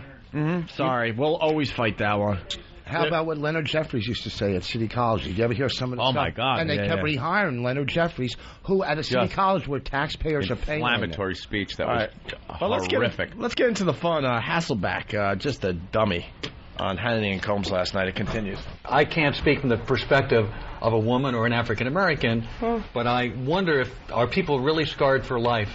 because of something Imus said. If you really believe maybe not if he said it once, maybe they would be, but if he's allowed to continue saying it, and his history definitely why not give him an opportunity to change? Why not listen to what he said when he said? That doesn't mean the dialogue can't change on my show. I think some time off, maybe he'll realize that those comments shouldn't be made. Well, he has time off, but it shouldn't happen this way. He has time off, and it should be more than 2 weeks. 2 weeks is nothing more than a promotion. In between the time, he'd talk to the players. He'd have a lot to say when he came back, and people would be just itching to hear what he had to say. Hey, Elizabeth, not anymore. Not anymore. Not anymore. Hey, honey, you should be called Elizabeth on your back. Get it? You know? Nothing but a sex object. Dude, someone has to listen to that when she's not naked. Think about that. Opie. Enough. Think about that. Sensitivity, Opie. That's misogynistic. You have to actually sit there and listen to her. You're a woman hater. You're a woman hater. Now stop it. Someone has to listen to that. You know, someone's just sitting there and she's so excited about this. She's so stupid. Just put a fork in her eye as if they're eating. People don't think men at a party are standing there listening to her babble on and not just thinking about how can I get her into bed, you're insane. You really are. Well, it continues. You work on one of the most controversial shows in the country right now, one of the most opinionated. There have been outrageous things said on a regular basis on The View. I want Rosie to have free speech rights. Even I passionately disagree with her. Let me tell you, if I had said what Imus had said, please fire me. If I said those comments, I am bold enough to say that. Yeah. I would put the respect of others in this country, especially where we have had a history of just persecution of large groups of people. Please fire me if I say those things. All right, a little message to Elizabeth Hasselbeck. You wouldn't have to plead for that. They would fire you for that. Don't worry about it. The reason you're on The View. The reason you're on The View is that you're a hot piece of ass. That is it. That is it. So that wouldn't be your role on the show. So, of course, they would fire you right away for saying that. I can't wait to hear how all this is going to be taken out of context when they record it and play clips of it. What? Our show. Where? Oh, on a militant station. I don't give a shit about them. I don't either. I heard rumors that he was going to monitor us and he was going to call our show. Where was the phone call? Oh, real brave. What is that? You can't persecute large groups of people by definition. This is true. Large groups of people. Oh, what a tool. Hannity gives her a beating, and he likes her. I mean, this could have been a lot uglier. He knew he was just playing. Oh, yeah.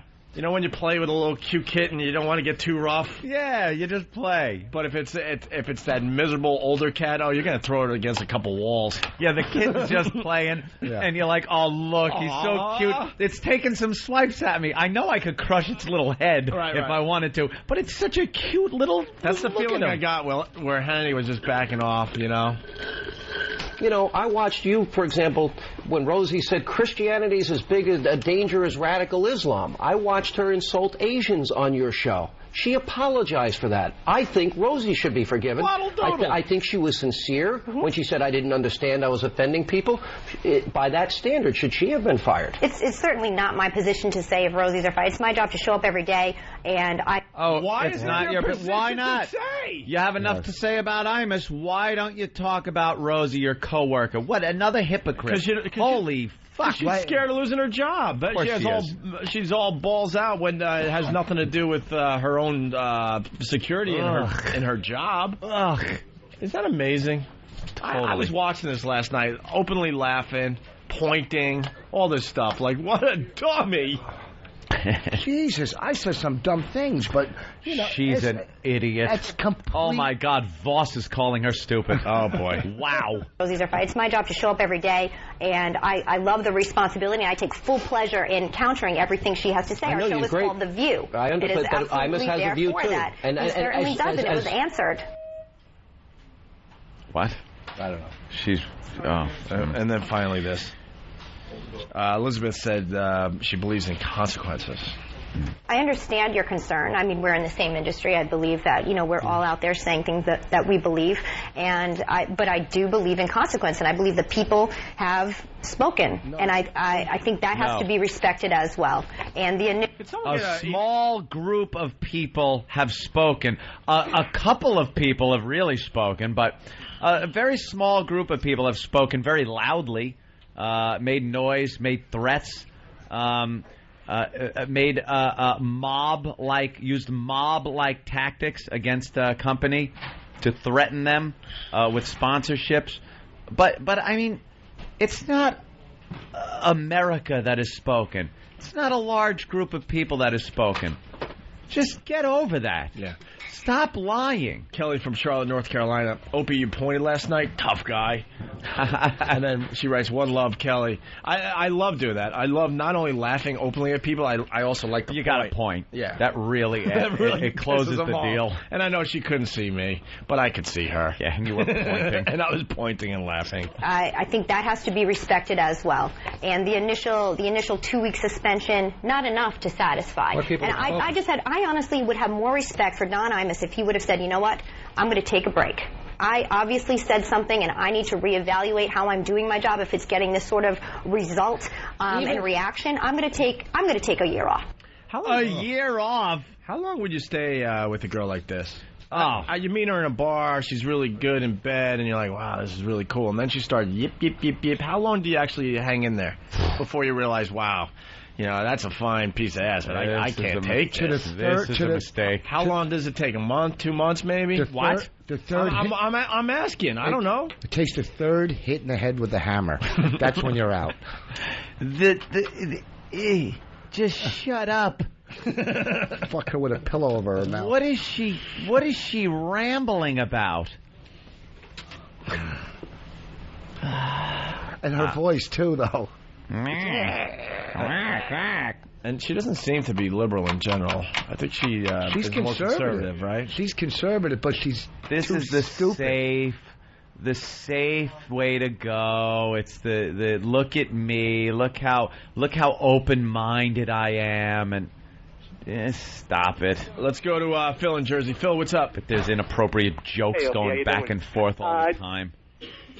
Elizabeth went to school with me at BC, and I'm friggin' embarrassed that she went to Boston College. And she's been with Tim Hasselbeck, who used to be the quarterback of the Giants, backup quarterback, since Boston College.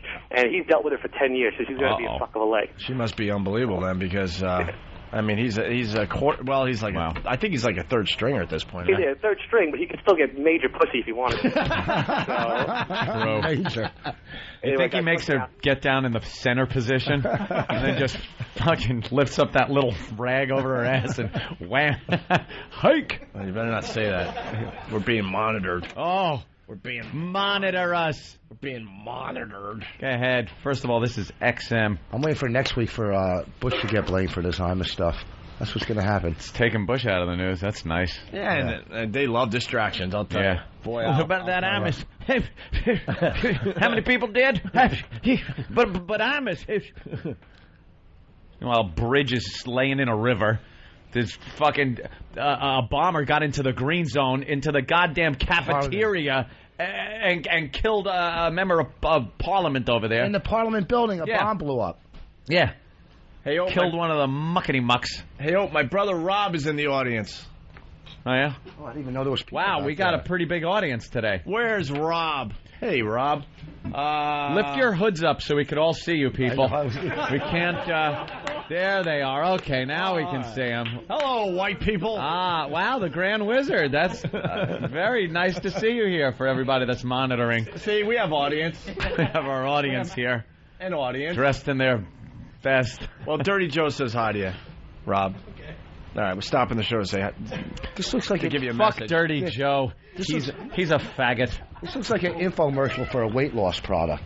Nothing. The before? Okay, so one bad one. Yeah, okay. I'll give it to you. Does anybody remember laughter? I got my Islander fan out there. Tough loss last night, bro. Yeah, it was a tough one. We're we need DiPietro back. Well, he's a little loopy still, though. Yeah, I know. Hey, and the guy behind you, he wants to promote something. I talked to him on the street. Too bad we didn't do it on the other side because we had a much bigger New York audience. What do you got, bro? Yeah, I'm with the D.C. Generals Police and Fire football team. We play charity games, full contact, full pads football charity game. We're playing in Bayside High School tomorrow against the Department of Sanitation at 2:30. I don't know what they promote, but with us, we promote the concerns of police survivors. That's our chosen charity for our football team, and it's a good time. They promote, please lock the lids on your garbage pails. Nothing. I got it. Nothing. I wish I could find my I'm embarrassed clip. All right. Hey, all right, very good. Hey, polls all over the internet. MSNBC, should Imus have been fired? Yes, 26%. No, 22%. Suspension was enough, 52%. That's 216,000 votes. Wow. Only 26% said yes. CNN, career over, yes, 35%, no, 65%. That's 95,000 votes. GMA, should he have been fired? Yes, 3,297 votes, no, 12,670 votes. Wow. USAtoday.com, should he have been fired? Yes, 36%, no, 64%. So where's the people have spoken, Elizabeth. The people have spoken and said he shouldn't have been fired. These are the people, not how it's portrayed on your TV. These are actual people out there. Broadcasters are being held hostage right now, and except for black broadcasters who apparently can say whatever they please. I heard some really nasty stuff directed toward white people last night on the militant station I was listening to. And they just say it with impunity. You know, there's no repercussions. No one calls them out on it. It's considered free speech when they talk about it. But if we mention race, we're white supremacists. I heard that word thrown around last night. White supremacist. You want to play a couple of these clips when we get back? Sure. All right, we're going to take a break. We'll play a couple clips. Yeah, we could play clips, too. We'll fight you with clips. Yeah. All right, it's Opie and Anthony. The Opie and Anthony program. Or that stupid XM stinger they do. What is it? XM 202.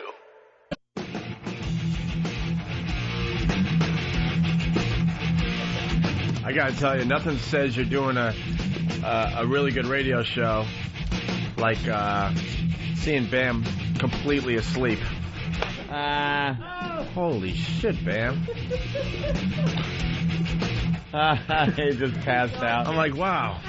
Why are we even bothering? One of the guys in the studio audience is out cold. He heard the music and woke up, right? Be honest. Yeah, it was during the break. Took a little nap. I was up early this morning. Yeah, a bunch of pests got together on their own. Whoa. And kind of protested the Imus thing down where? At the Today Show? Down at the Today Show, out in front of the Rockefeller Center area. Yeah. How'd it go? It went great. We had we came up with this plan late last night. Sent out a lot of emails, a lot of MySpace bulletins. And we got 35, 40 people out in short notice, and we're gonna be doing it again on Monday morning. And we're gonna so Monday's the big push. Monday's the big push. I was telling these guys, everyone out. If you're gonna do this, we gotta get some numbers. We gotta get numbers down there. Because actually, you know what's funny?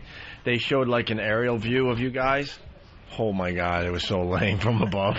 I know you guys tried hard, but I'm like, oof. Because they had you gated in or whatever, right? Yeah. They showed from above, and you guys were rocking, but there was like 15 people. Yeah.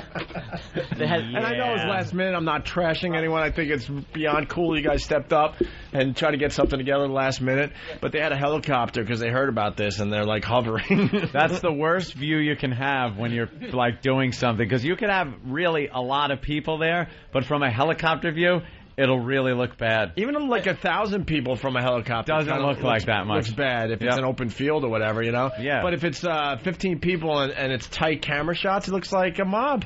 Yeah, it's all how it's filmed. Yeah, Channel 7. But they all interviewed you guys, yeah. Yeah, Channel 7, NBC 4, UPN 9, CNN, they were all there and, showed up and covered it pretty well. So, that was good. You going to do it again Monday? Yeah, Monday, 6:30 a.m., out in front of the Today Show, Rockefeller Center. And on Monday, we're going to be actually making a march over to CBS. Ooh. So, you're going to march! And then what? And then you marched over there and then go, all right, we're here. We're here, and well, someone Have an idea what we should do next? You should just march and then go to like a hot dog vendor and just pass out hot dogs. Reverend Al got to talk to Les Moonves. You're going to get to talk to the janitor that is mopping the lobby. Well, we spoke with the janitor and yeah. Great. But yeah, I mean, when it comes to it, the pests do a really good job. You guys weren't misbehaving. You were just, making your voices heard this morning. Yeah, it was a free speech issue, and, we actually, got a lot of people passing by. We're going on Monday, we're also going to have flyers to hand out, a bunch of other stuff. And so, people go to the websites, FBA, Whack Bag, wherever. You'll find all the info there, exactly when, where. But it's Monday morning, 6:30 a.m. outside the Today Show. And you guys will be working this all weekend. Yep. I'm hearing rumors about Dateline. Is that happening? Rumors is that one of the producers wants to do a story on it tonight, and I think Happy Typing Girl is going to be the one doing that. Oh, well. Who's the spokesperson for all the news venues that come in? I would say Happy Typing Girl. Yeah, it was Happy Typing Girl and Franklin from Cypher Films for obvious reasons. I don't know what the obvious reason is. He's but black? Is that it? That's the only thing I can come up with. Okay, that's obvious. All right. Obvious reasons. We're leaving soon. You guys picked a bad day to come here. We're going to go to the airport soon. We got to go to Las Vegas Rock. That's what they called it in the where the hipsters go. Right. Right. Hey, Jason Whitlock, we read his article yesterday. He was on MSNBC last night. Mm-hmm. He's becoming a media star. Yeah, he had a great take on. He's a black columnist from Kansas City, and he's pushing back pretty hard, and people are paying attention. And it wasn't an Imus kiss-ass piece. No, not at all. Yeah, it was just a very logical, well-written article. And then they got him on TV because of that column he wrote, I guess, yesterday morning. It came out? Yeah. Don Imus is irrelevant to what's going on with black people. Don Imus is no threat to us. Don Imus will not shoot one of us in the street. He will not impregnate our daughter or our sister and abandon that kid and that woman. Don Imus is a bad shock jock who cracked a bad joke, apologized, offered a sincere apology, and two ministers who have needed forgiveness in their own life don't have the moral integrity to give this man the forgiveness that he has asked for in a sincere fashion. I'm not a Don Imus fan. Don Imus has attacked me on his show. But this is wrong. This whole thing has been handled horribly for black people and for all of America. It's turned into a terribly divisive issue when it didn't have to be. I really believe. Bravo, man. I really believe starting probably Monday because people take the weekend off. Yeah. I think you're going to see the pushback. I don't think Imus is done. I have this weird feeling that something strange is going to happen. Something's brewing. Percolating. Yeah, I think the pushback starts Monday. I really do. Oh, good. I really do. You kind of just feel it right in the air. Yeah. People are like, wait, what? What did we just allow happen? What happened? Wait a minute, what? Because they're starting to educate themselves and read a little bit more about this, and it takes a little time. I mean, this is right in our wheelhouse, as they like to say. So we were on it immediately. But then, like the people that, this isn't their top priority every day, but they're starting to, kind of Google a little bit, read a news article here and there, maybe pay attention a little more than they usually would to something like this on TV. And I think starting next week, you're going to see some kind of a pushback. I like how he brought that up, the whole, two people that needed forgiveness in their life. Right. Reverend Al and Jesse Jackson. Right. It was just very well done. But these guys have driven this issue, and I would say to CBS, don't negotiate with terrorists, because that's what Jesse Jackson and Al Sharpton are. They go around the country lighting fires and dividing people and then start picking everyone's pocket. You never see them go back and apologize for the messes they make. Jesse Jackson today, right now, should be down at Duke apologizing to those soccer players rather than trying to turn these basketball players at Rutgers into the ultimate victims. Yeah, lacrosse, but no, I mean he's a black guy saying this. The only white guy that said anything close to this on TV last night was Sean Hannity. Yeah. All the other ones were just running scared and telling anyone that would listen that they have black friends. Why aren't they down there apologizing to the lacrosse players, Duke lacrosse players? They were victims. And talk about being scarred for life. Wow. Now those are some actions that will scar you for life. False accusations of rape made on young white men against a black woman like that. Unbelievable how that will affect your life. And it took 395 days for them to have their names cleared, by the way. Yeah. 395 days, and they knew they were innocent from day one. Because they were trying so hard to find these guys guilty. Right.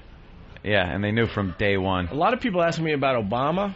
David from Jersey. Opie, what are your thoughts on Obama calling for Imos's firing? Yeah, you were kind of pushing for Obama. Yeah, I would scream Obama and stuff. I'm so done with that. Done. I can't back any guy that doesn't understand the overall issue here. Yeah, freedom of speech.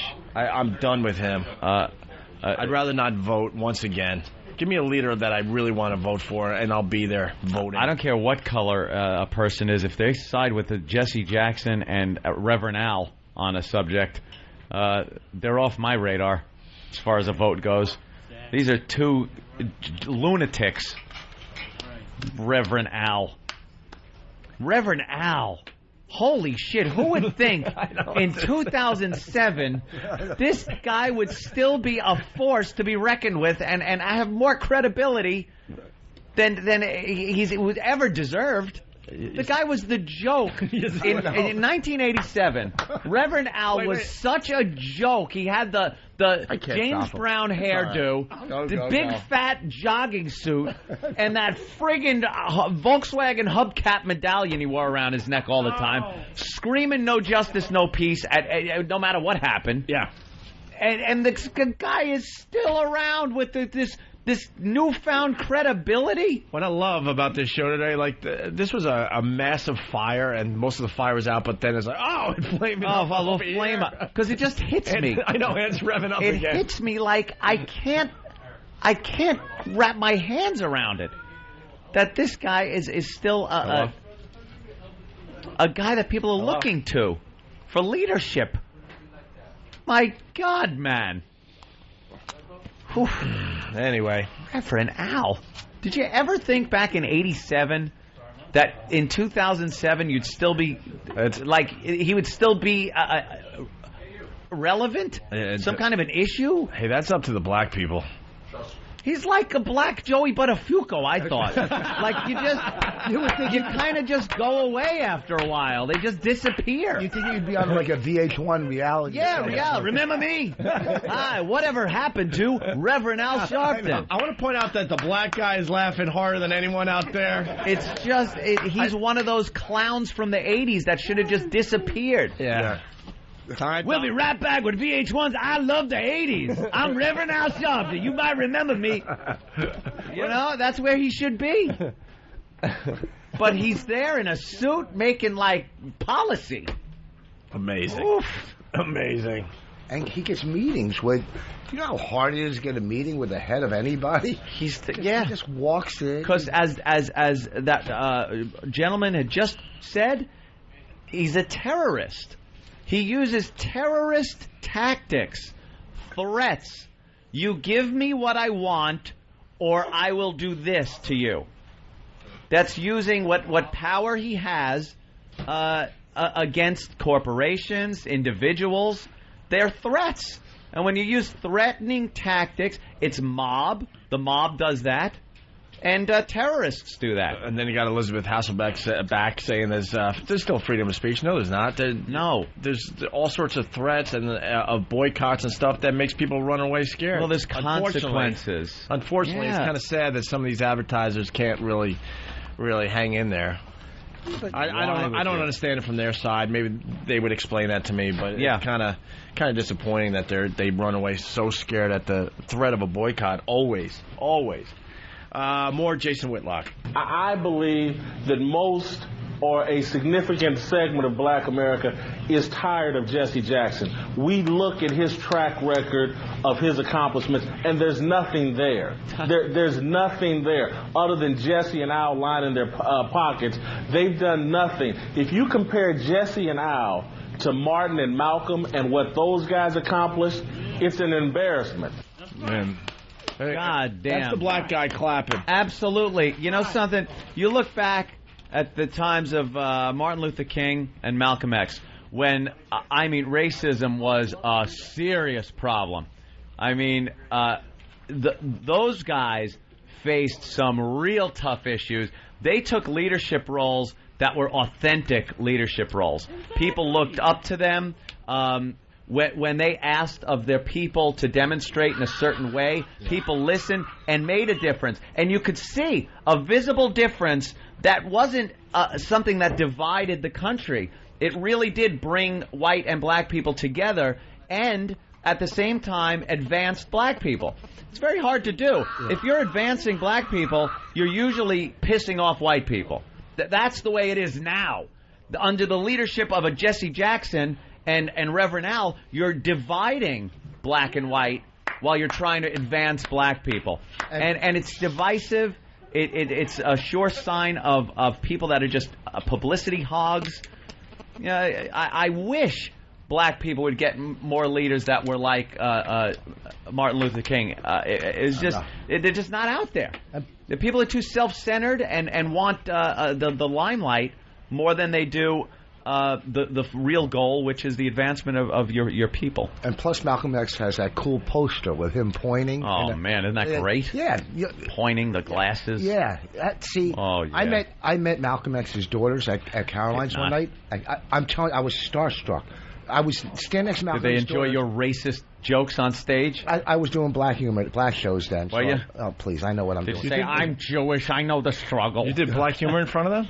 Yeah, black audiences don't care. They like it because it's fun. They know if you're real. Black audiences they actually do. I've seen Rich play in front of black audiences and do some really edgy black material. They let you do it, man. And they laugh their asses off. They've accepted you, Rich. Well, we haven't yet, but it's they okay. have. It's 6 years. I know. Maybe I have to stand on some stairs and do comedy again, or maybe walk into a Starbucks.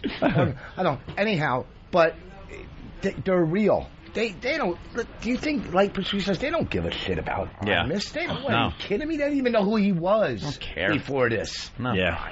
Please. Whitlock finishes with this. I don't understand how these black leaders, how our black leaders get these lifetime appointments like they're Supreme Court justices. We need to vote them out and bring in new leadership. It's not 1965. The problems aren't the same as they were in 1965. It's 2007. Black people have a new set of problems, and we need some new leadership and people with new solutions.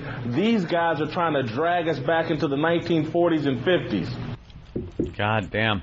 I said it before. Unless there are victims, unless black people are portrayed as victims, as helpless, as criminals, as a scourge, white man's burden, unless they're portrayed that way, Reverend Al and Jesse are out of work. And the fact of the matter is the large majority of black people in this country are working, family, just assimilate to American society.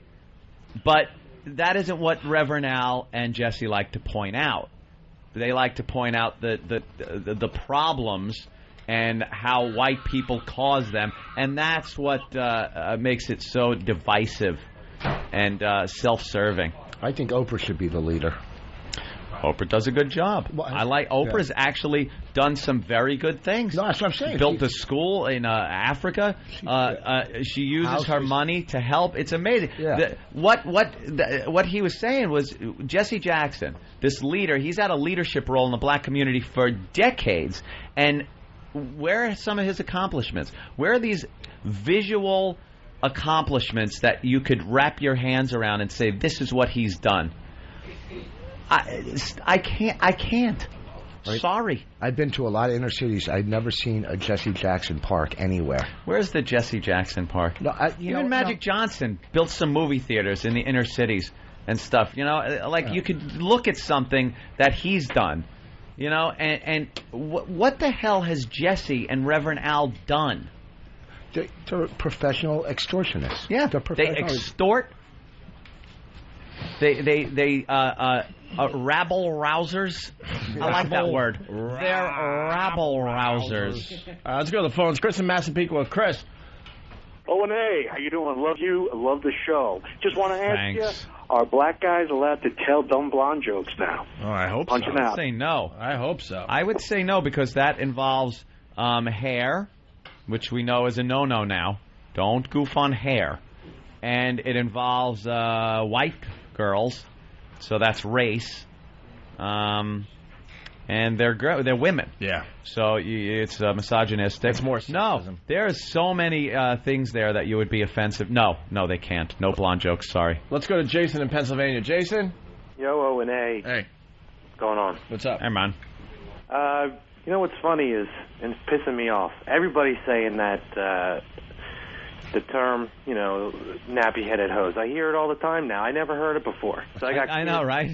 Yeah, I mean, kids in my family, 5, 6 years old, are walking around going, nappy-headed hose. I didn't realize it could be so easy to offend somebody. I don't think that's all we have to say? No one knew. No one knew. Whitey didn't know. Right. If there's anything I want to apologize for, I'm not very apologetic. You all know that. But if there's one thing I'll apologize for, I'm sorry, we just didn't know. We didn't know that was such a bad one. Because it's ridiculous to think it is. My friend Stanley, a black dude in my neighborhood, I went with him to the barber one, and he had the barber shop. He had the nappiest hair. The barber said, "Look, I cannot get a comb through this nappy shit. You comb your own hair." I mean, it was okay because it's a black guy saying about black. It wasn't derogatory back then. Yeah, there's all sorts of companies named after nappy. But yeah, so it wasn't black companies named after the word nappy. Dude, I will show you pictures of me from when I was a kid with a huge afro. I had an afro, and I was called nappy-headed. I had a nappy head. That's what I did. I'm Sicilian. Half Sicilian. And you know the story there. The Moors. Yeah, we all know about the Moors. Let me tell you something. My great-great-great-great-great-grandmother fucked the nigger. Yes, she did. She did. Oh, Jesus. Come on, I'm doing True Romance lines. Everyone knows that still scene. Okay? Yeah, can we quote a fucking movie? I guess not. Fabio. Or will that clip be clipped off right after I said it? Yeah, Fabio, Oceanside, what's up? Morning, fellas. Hey. Before I get to my question, you guys equated Sharpton and Jackson to terrorists and stuff, but actually I think they're nothing more than ambulance chasers. Yeah, that's been brought up a bunch of times. Certainly. But my question to you, Ope, is you mentioned you feel something in the air about Imus, something's happening. Realistically, taking satellite radio out of the equation and assuming he comes back to New York radio, where would he fit? What station? What's their morning shows? PLJ. A PLJ. Yeah, flat out PLJ. I no one's going to touch him for a while. We know this game. I don't know how long this one takes. He's radioactive. But 3, 4. I think he's got at least 6 months. He'll pop very up. Least, yeah. He'll definitely have a place on satellite radio. I don't know if he wants to do that, but I think there's definitely a station in New York that would pick him up. Absolutely. And that's what he's kind of. That's kind of what he's working toward right now. Mm-hmm. Ant and I, we would be like on the fuck you tour at this point. We really would. I mean, that's the reality. But you heard his wife on our show this morning. Yeah, she didn't want to talk about anything that's controversial with this situation because they're setting up for their next move. Yeah, exactly. They know it's not over. They just got to play it right. It seems like Q104 is the de facto station every time someone gets fired as a place where they might end up. No, there's PLJ makes a lot more sense. There's people we know that are kind of taking over that whole thing, and that would probably be the place. If I was a guessing man, I would say that. All right, and a frunkus betting man, whatever. All right, thanks, and Fabio. a frunkus to you too, sir. We got to get out of here in a couple minutes, but Tad in Illinois, what's up? Hey, man, I got a new term for you guys. I've been using the last couple of days. I think you might like it. Yeah. Constitutional terrorists. That's what these guys are. I don't know what they think they're doing. I mean, it's just a disgrace the way. I His catchphrase didn't go over very well, so he's trying to. We got you. I'm sorry I did that. Yeah. All right. Thank you. I'm embarrassed that I did that. Yeah, you should be. Get her done didn't hit right off the bat. Get her done. You gotta work it. It didn't hit right from the beginning. I know the struggle didn't hit. No. Yet. Yes. By the way, we've been on the radio over 4 hours now, and we haven't even mentioned Governor Corzine. Oh my God! You get in this horrific accident, and no one is paying attention to it. Jersey's Governor Corzine. I mean, it's horrible. Trust me. But the guy pretty much critical condition. Almost died yesterday. He was on his way to the meeting with Imus and the Rutgers women's basketball team. Yep. And got into a horrific car accident. Horrific. Really wrapped himself up. Broke his femur. Yeah. Oh, which is the big bone in your leg. That Brian thing Regan don't snap very easy. Brian Regan does a bit on that. That's the most pain you could ever do to your body is breaking the femur bone. Broke his femur, some ribs, his sternum. It broke right through the skin.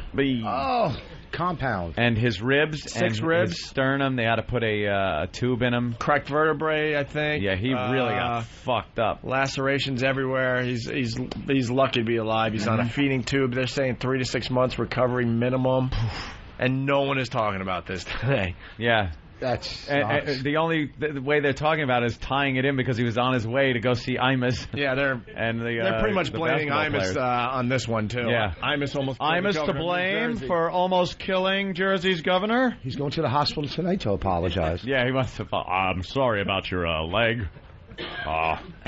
My fault. I want to make another prediction. Someone's bringing it to our attention. Lucas Dog from Charlotte. Opie, Halle Berry's next movie's called Napoli Ever After. Are they going to change that name? Yeah. You watch what Hollywood does. Absolutely. Napoli Ever After. Absolutely, they changed the name of that film. You'll see. Yeah.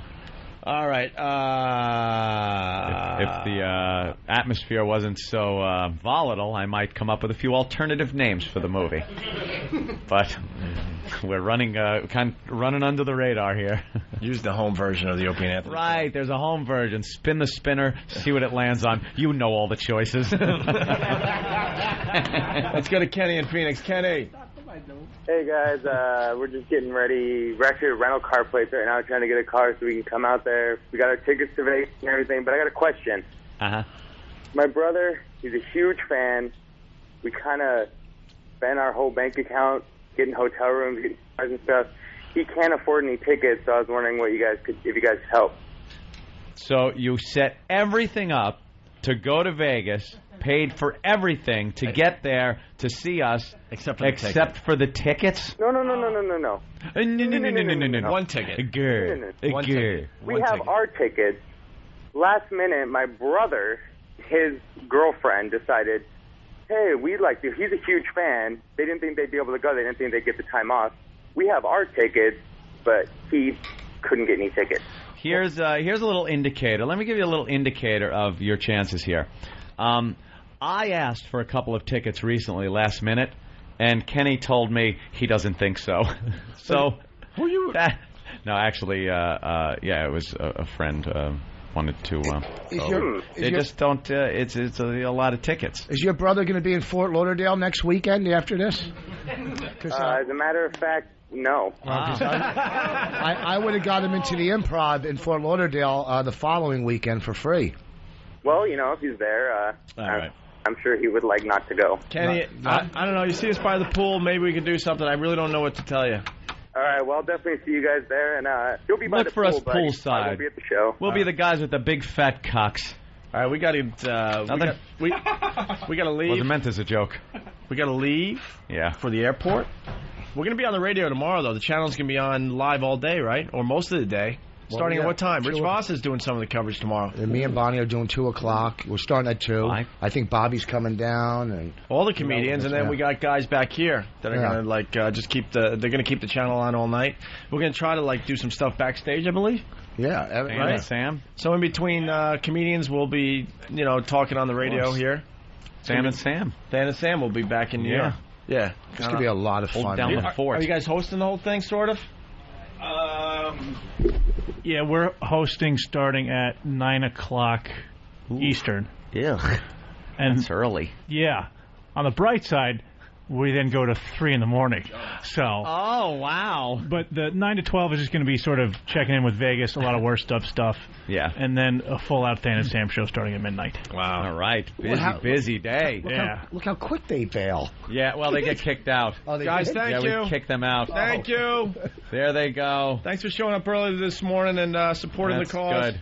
They're doing it on Monday. Check out the websites to see what's going on, I guess. But, yeah, we got to get out of here. We got a plane to catch, and just remember that we'll be on off and on all day tomorrow. So, yeah, a lot of excitement to be had in Vegas. Is there still a last-minute push we could give for Imus's charity? Yeah, it's on the pad data. Imus Radiothon, 877-877-6464. This helps sick kids. Yeah, if you haven't donated yet and you're an Opie and Anthony fan, really, whatever you could give, just give them a call. Or I guess you could go to the WFAN website and contribute that way. But, yeah, it's a great cause and shows your support for this show and for Mr. Imus. And it's, a good cause. All right, man. We're going to see a lot of you guys in Vegas. Rich, thank you so much. We'll see you in Vegas. Are you flying with us? No, I'm flying tonight. We're flying tonight. Oh, okay. I got to go to my daughter's prom. I got a cheap fare. No, I got my daughter's prom. I got to go take pictures. Is. How old is she? 16. 16, so it's what, junior prom? She's going with a senior to junior prom. Oh, fuck. Oh, Jesus. Oh, man, wow. God. Do you remember what that was like? Remember being a senior. The whole night was prom with the junior.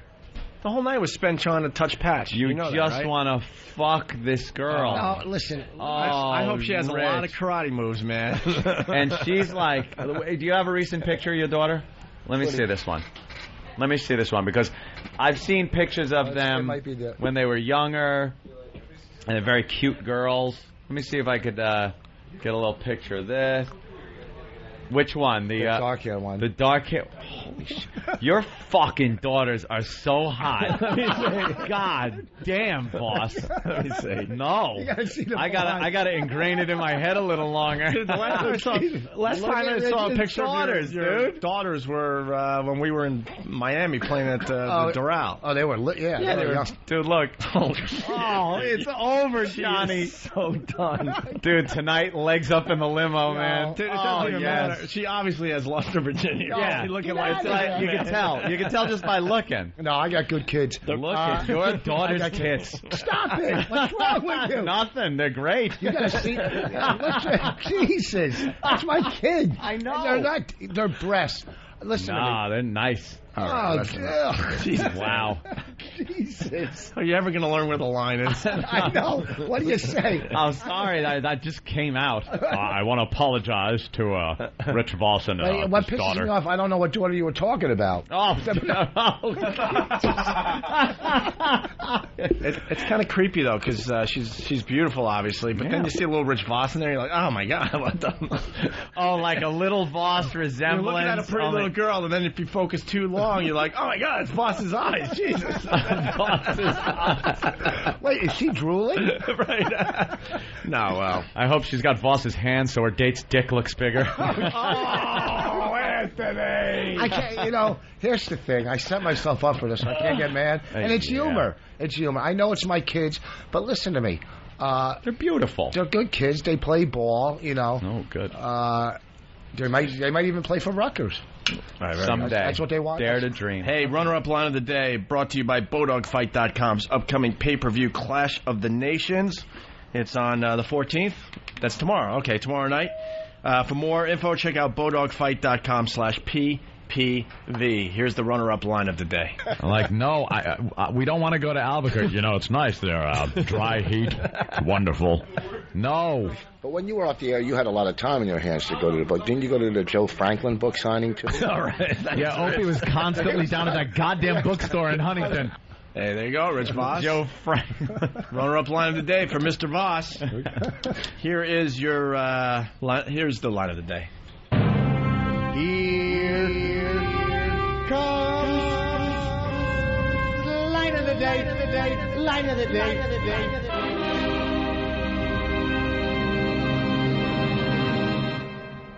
It's 2 a.m. I got to get up at 4. I'm bored. I'm just watching the Lost box set.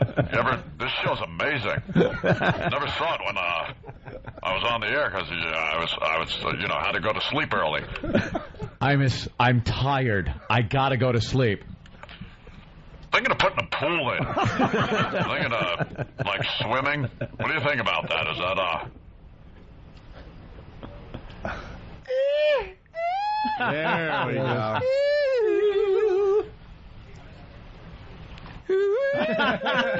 Always funny. It's still funny. All right, we gotta go. We'll see some of you guys in Vegas. All right, man. Have a good one. People are confused. The channel's gonna be live starting tomorrow at 2 Eastern time? No. Just keep this channel on all the time. So it's 2 Vegas time, so that's 5 p.m. Eastern time. Correct. Oh, it's Wait, the hours are different in Vegas than here? Well, someone's impossible. Someone's confused. So starting around 5 p.m. on the East Coast, and then you figure out the math as you move west. All right. This channel will be live with Rich Voss, Dan and Sam, and I will be jumping on Mike and the rest of the comedians, okay? It's going to be a lot of fun. Guys, this was a crazy week. Thanks a lot for listening to us. Absolutely. It means a lot. We'll turn the corner drastically, hopefully, by Monday. Get back to this will be a cause that we will continue to champion. Well, to pay close attention to, certainly. Or just to forget. Yeah. One or the other. Monday. Imus who? Yeah, right. What? Who was that? Watch how fast we stab him in the back if we get offered his markets. Oh, no kidding. Hey, okay, well, sold. We'll take him. And Imus for third mic. Yeah, that too. He's going to be on our show, I have a feeling, in the very near future. Thanks, guys. We'll see you soon.